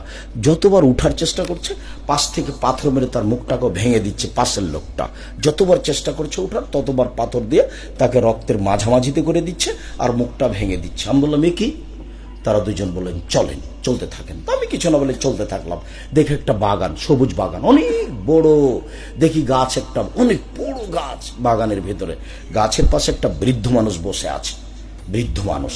তার সামনে দেখি অনেকগুলো বাচ্চা ছেলে আছে। দেখি পাশে একটা লোক দাঁড়িয়ে আছে, তার হাতে একটা লোহার বাঁকা লাঠি আছে, এইভাবে আগুনকে উত্তেজিত করছে। এটা আমি দেখতেই তারা দুজন উপর দিকে নিয়ে চলে গেল, একটা ঘরে ঢোকালো। এত সুন্দর ঘর আমি কোনোদিন দেখিনি। ঘরে আছে যুবক, ঘরে আছে যুবতী, ঘরে আছে মহিলা, ঘরে আছে পুরুষ, ঘরে আছে বৃদ্ধ মানুষ, সব ভর্তি। বের করে নিল, আরো উপরে নিয়ে গেল আর একটা ঘর। আল্লাহু সামাদ। পরের ঘরটা আগের ঘরের চেয়ে আরো সুন্দর। দেখি এখানে যুবক আছে আর বৃদ্ধ মানুষ আছে। আমি বললাম, এই শোনো, এতক্ষণ যা দেখলাম বলে দাও। কি দেখলাম? কালা। তারা দুজন, হ্যাঁ সব বলে দেব। শোনেন, ওই যে প্রথম লোকটাকে দেখলেন না, ডান দিক দিয়ে, মুখের ডান দিক দিয়ে বাঁক আল্লাহর লাঠি ঢুকে চিরে ফেলা হচ্ছে। ফারাজুলুন কাযযাব, ও মিথ্যে কথা বলতো। ইউফালু বিহি ইলা ইয়াউমিল কিয়ামা, যতদিন পর্যন্ত জাহান্নাম জান্নাত বিচার না হচ্ছে ততদিন পর্যন্ত তার এই শাস্তি হতে থাকবে। মিথ্যে কথা থেকে বিরত থাকতে হবে।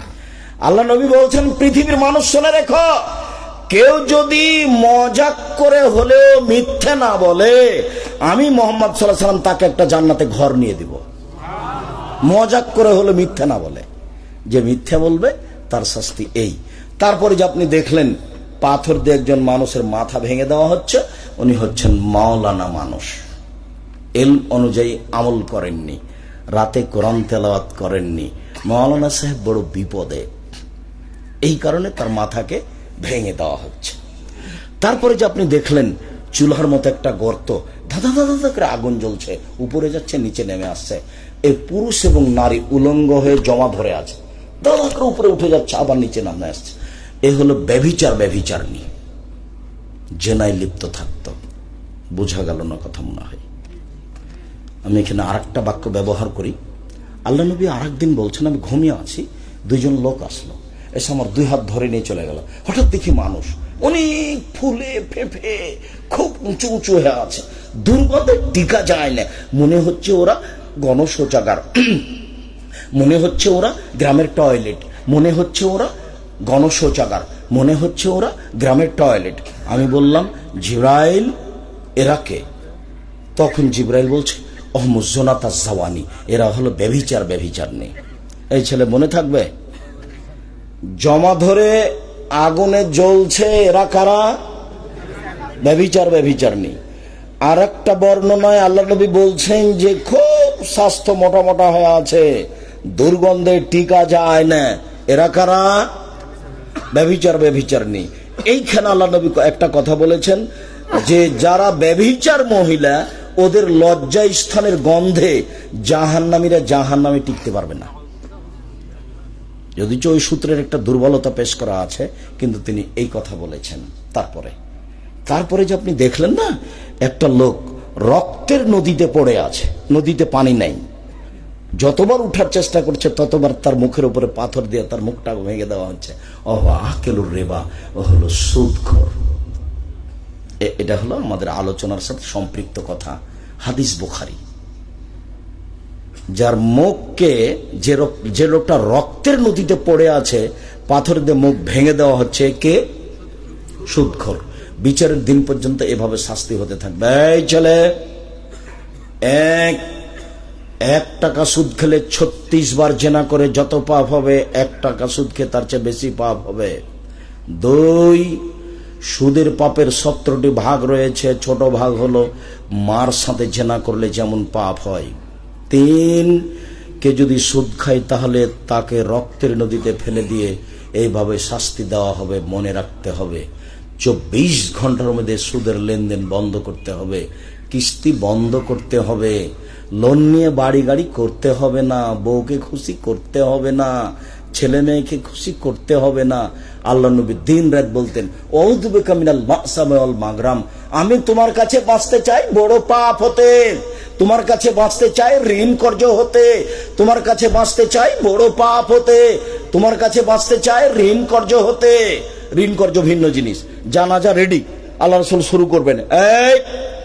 এর ঋণ আছে নাকি? জি আছে, তাহলে গেলাম আমি, তোমরা জানাজা করো। যার ঋণ আছে তার জানাজা হবে না। হুজুর পড়িয়ে দিয়েছে না তো, হুজুর টাকা দিয়ে তারা রেখেছে, সেই জন্য। আপনি আমাকে বলেন তো দেখি, আমার জীবনে এমন কোন দিন আসেনি, এই দীর্ঘ জীবনে আমি 90 সাল থেকে শিক্ষকতা করি। 88 আগস্টের 20 তারিখ রোজ বুধবার পরিস্থিতি আমাকে কোনোদিন চাপ দিয়ে কোনো কথা করিয়ে বলতে পারিনি, সাহসী রাখে না, ওই হিসাবে আমি করি না। আল্লাহ আমাকে এমন ভালোভাবে রেখেছে, আপনার টাকা দিয়ে আমাকে চলতে হবে এরকম আমার কোনোদিন পার হয়নি। আমি আপনাকে টাকা দিতে প্রস্তুত ইনশাআল্লাহ, ওই হিসেবে আমি করি না। যার কারণে আমি কোনোদিন এই বিপদের মধ্যে আল্লাহ আমাকে ফেলেননি। আমি আমার জীবনে কোনোদিন অপ্রয়োজনীয় বাক্য বলি না, আমার জীবনে আমি কোনোদিন মাঝহাব নিয়ে কথা বলিনি, আমার জীবনে আমি কোনোদিন সরকার নিয়ে কথা বলিনি। আমি মানুষের সামনে দাঁড়ালে বসলে বিষয়ভিত্তিক কথা বলি, যা বলছি সুদের পাপ মহাপাপ, সুদের পাপ মহাপাপ। সুদ মানে হলো টাকাকে নিজস্ব গতিতে না রাখা। টাকার নিজস্ব গতি কি? বিনিময়ে ব্যবহার হবে। 1 কেজি বেগুন নিয়েছি, বিনিময় কি দিব? টাকা। যদি টাকা নিয়ে টাকা দিয়ে যদি টাকা নিই তাহলে ওর উপরে জুলুম করা হলো। যদি টাকা দিয়ে টাকা নিই তাহলে টাকাকে নিজ গতিতে ব্যবহার হতে দেওয়া হলো না, ওর উপরে জুলুম হলো। এখন সমাজ নিঃস্ব হবেই। তখন আল্লাহ বলেছেন ওর টাকা কমে যাবে, আল্লাহর নবী বলেছেন ও নিঃস্ব হবে। হাদিস এবং কোরআনের সমন্বয়ে আব্দুর রাজ্জাক বিন ইউসুফ বলেছেন তাকে একদিন ভিক্ষা করে খেতে হবে, সে একদিন ভিক্ষুক হবেই। হয় সে ভিক্ষা করবে, না হয় তার ছেলে করবে, না হয় তার ছেলে করবে। সুদের টাকা থাকবে না। আল্লাহ বলেছেন কমে যাবে, নবী বলেছেন নিঃস্ব হবে। যেহেতু নিঃস্ব, কাজে দেশের সব টাকা 2-1 জনের কাছে চলে যাবে, বাকি লোক নিঃস্ব হয়ে যাবে। পৃথিবীর টাকা 2-1টা দেশে চলে যাবে, বাকি দেশগুলি দেউলিয়া হয়ে যাবে। এটা হলো সুদের ফলাফল। এই ছেলে, সুদের নিজস্ব গতি কি? ওকে বিনিময়ে ব্যবহার হতে হবে, একটা দিয়ে একটা নিতে হবে।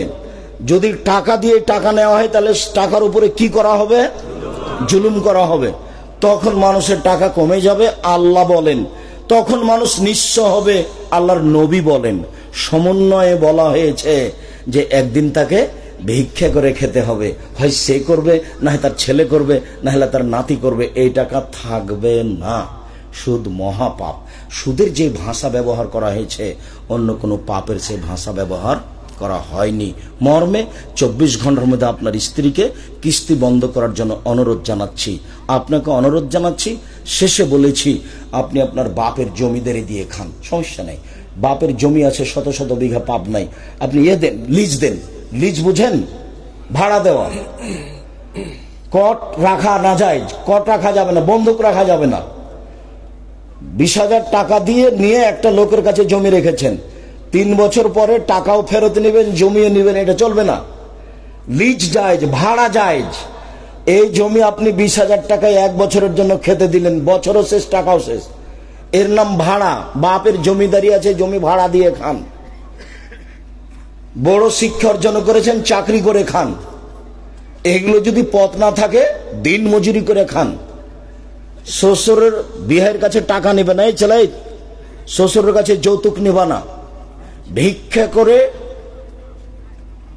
টাকা দিয়ে, ভিক্ষা করা টাকা দিয়ে চাউল কিনে ভাত খেয়ে ইবাদত কবুল হবে।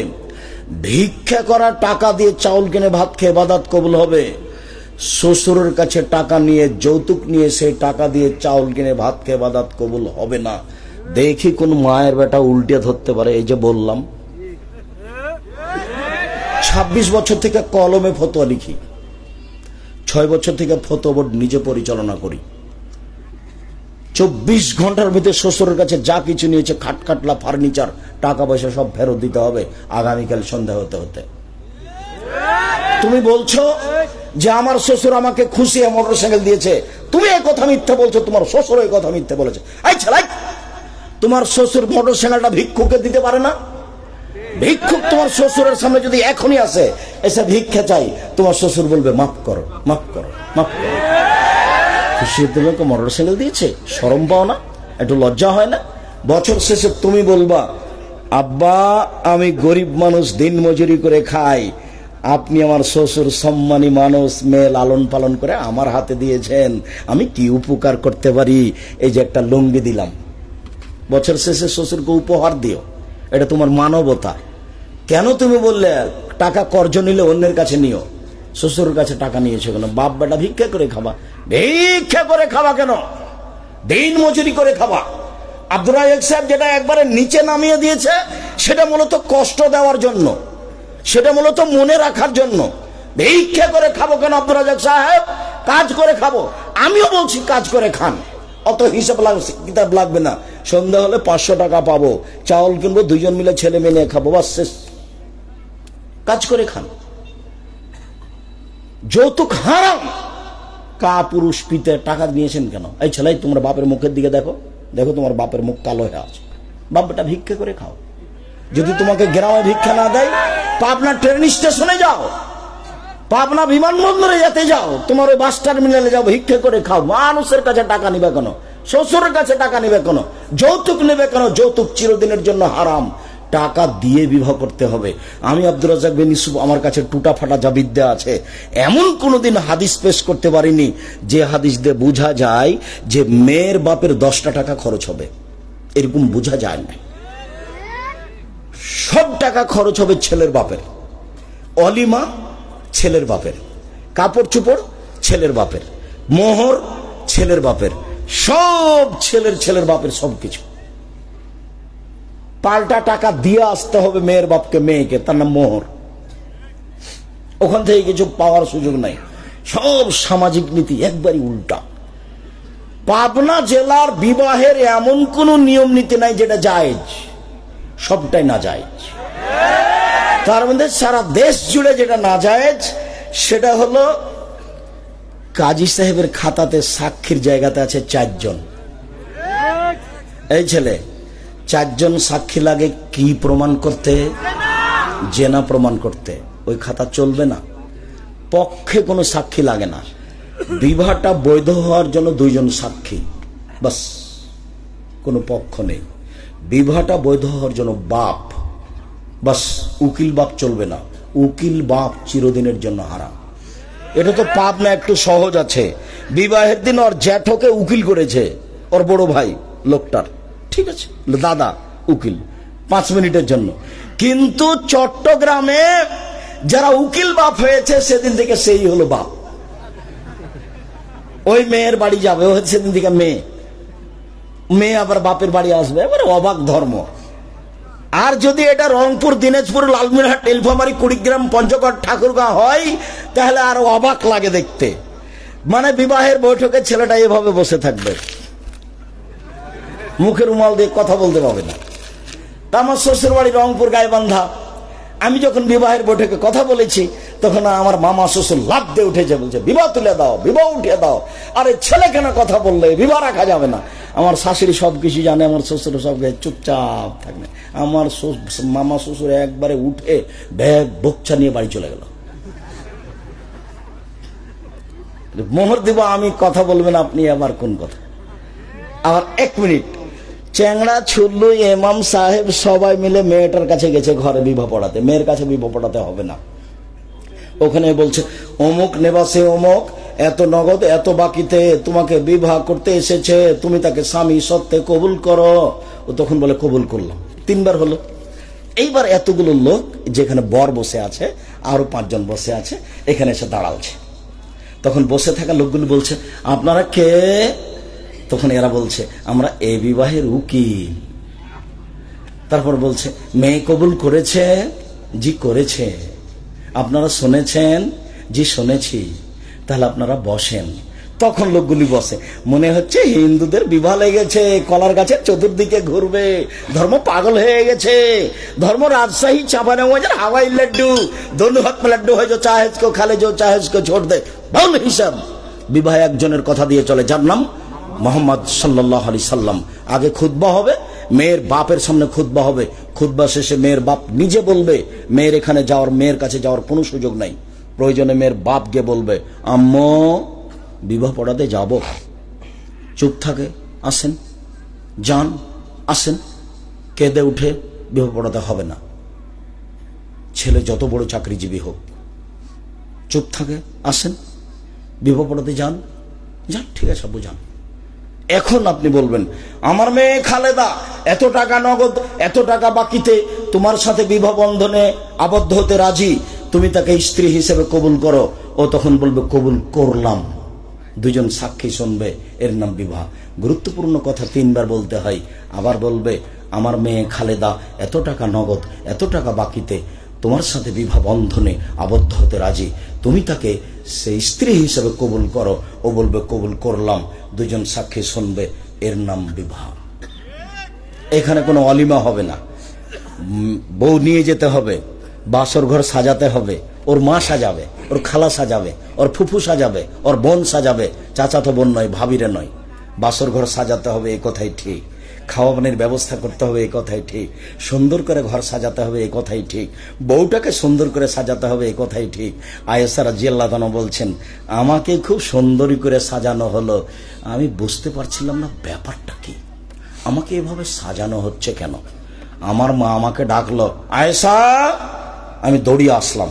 আমার বান্ধবীদের সাথে আমি দোলনায় খেলাচ্ছিলাম, দৌড়িয়ে আসলাম। আমার মুখে হাতে কিছু বালু টালু লেগেছিল, ধুলাবালি, এটা আমার মা মুছে দিলেন। আনসারীদের মহিলাদের কাছে নিয়ে গেলেন, আমাকে সুন্দরী করে সাজালেন। তারপরে আমার মা সাথে নিয়ে যেয়ে সকাল 8টার দিকে আল্লাহ রাসূল যে ঘরে ছিলেন সেই ঘরে আমাকে রেখে চলে আসলেন। বিষয়টা আমি বুঝতে পারলাম না ব্যাপারটা কি, আমি তো কোনোদিন এরকম দেখিনি। তো বিবাহ হয়েছে 6 বছর বয়সে, এটা তিনি জানেন। এখন তার বয়স 9 বছর। দেখি ঘরে কেউ নেই, ব্যাপারটা কি, আমি তো রাসূল সাল্লাল্লাহু আলাইহি ওয়াসাল্লামকে এরকম কোনোদিন দেখিনি। একটু পরে একজন মহিলা শরবতের গিলাস নিয়ে ঢুকলো, আসমা বিনতে ইয়াজিদ, মানে বাসর ঘরে মিঠাই কিছু ব্যবস্থা করতে হবে। গিলাসটা রাসূলের হাতে দিল, তো রাসূল নিয়ে একটু পান করলেন, দিয়ে আমার হাতে দিচ্ছেন। তা আমি গিলাসটা নিতে লজ্জা পাচ্ছি। তখন আল্লাহ রাসূল বলছেন, আই না, গিলাস না। তা আমি গিলাসটা নিলাম, আমি একটু পান করলাম, আবার আসমার হাতে দিলাম, আসমা একটু পান করলো, তারপর চলে গেল। তারপর আমাদের সাংসারিক জীবন শুরু হলো। মাথায় হাত দিয়ে দোয়া পড়তে হবে, স্ত্রীর মাথায় হাত দিয়ে দোয়া পড়তে হবে, সাংসারিক জীবনে যেতে হবে। বিসমিল্লাহি আল্লাহুম্মা জান্নিবনা শায়তান ওয়া জান্নিবি শায়তান মা রাযাকতানা। হে আল্লাহ, তোমার নামে আমরা সাংসারিক জীবনে যাচ্ছি, আমাদের উভয়ের মিলনে যদি কোনো সন্তান হয় আমাকে রক্ষা করো, আমার স্ত্রীকে রক্ষা করো, সন্তানকে রক্ষা করো। এই বলে আপনি সাংসারিক জীবনে যাবেন, তখন আর সন্তানের কোনো ক্ষতি হবে না। সম্মানিত দিনী ভাই বোন, যেদিন আদর্শ পরিবার নিয়ে আলোচনা হবে সেদিন এ বিষয়ে আলোচনা হবে। আপাতত আজকের মতো কথা এখানে শেষ করছি। ছেলে 2-3টা কথা। তার প্রথম কথা হলেই আপনার ভালোবাসাকে আমি স্বাগতম জানাই, জাযাকুমুল্লাহ খায়র। দূর দূরান্ত থেকে এসেছেন, দীর্ঘ সময় ধরে একবারে চুপচাপ কথা শুনলেন, আমি আপনাদের শুকরিয়া আদায় করি, জাযাকুমুল্লাহ খায়র।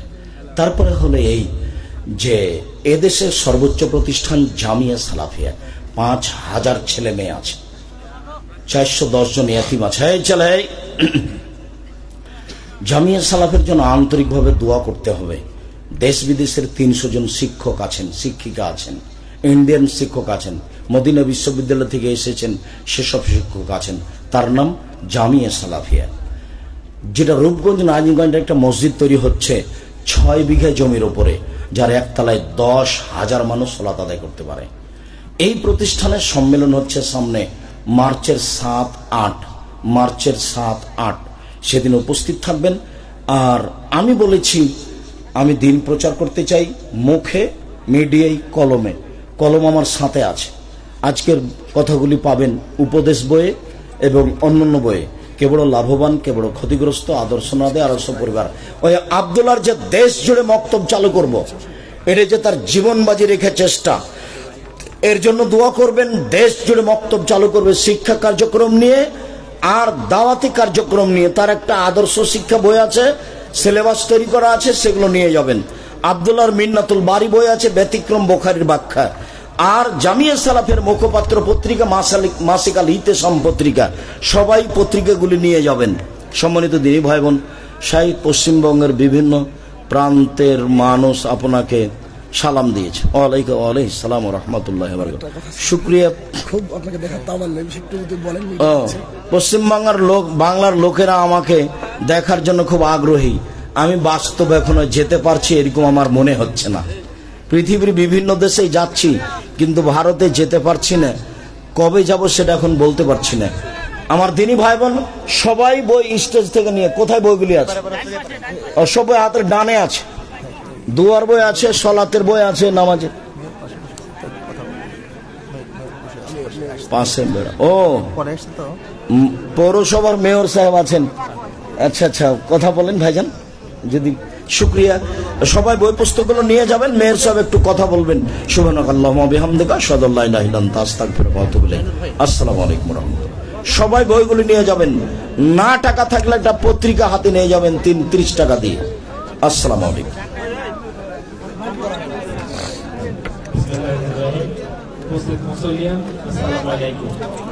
আমি ধন্যবাদ জানাই। গরম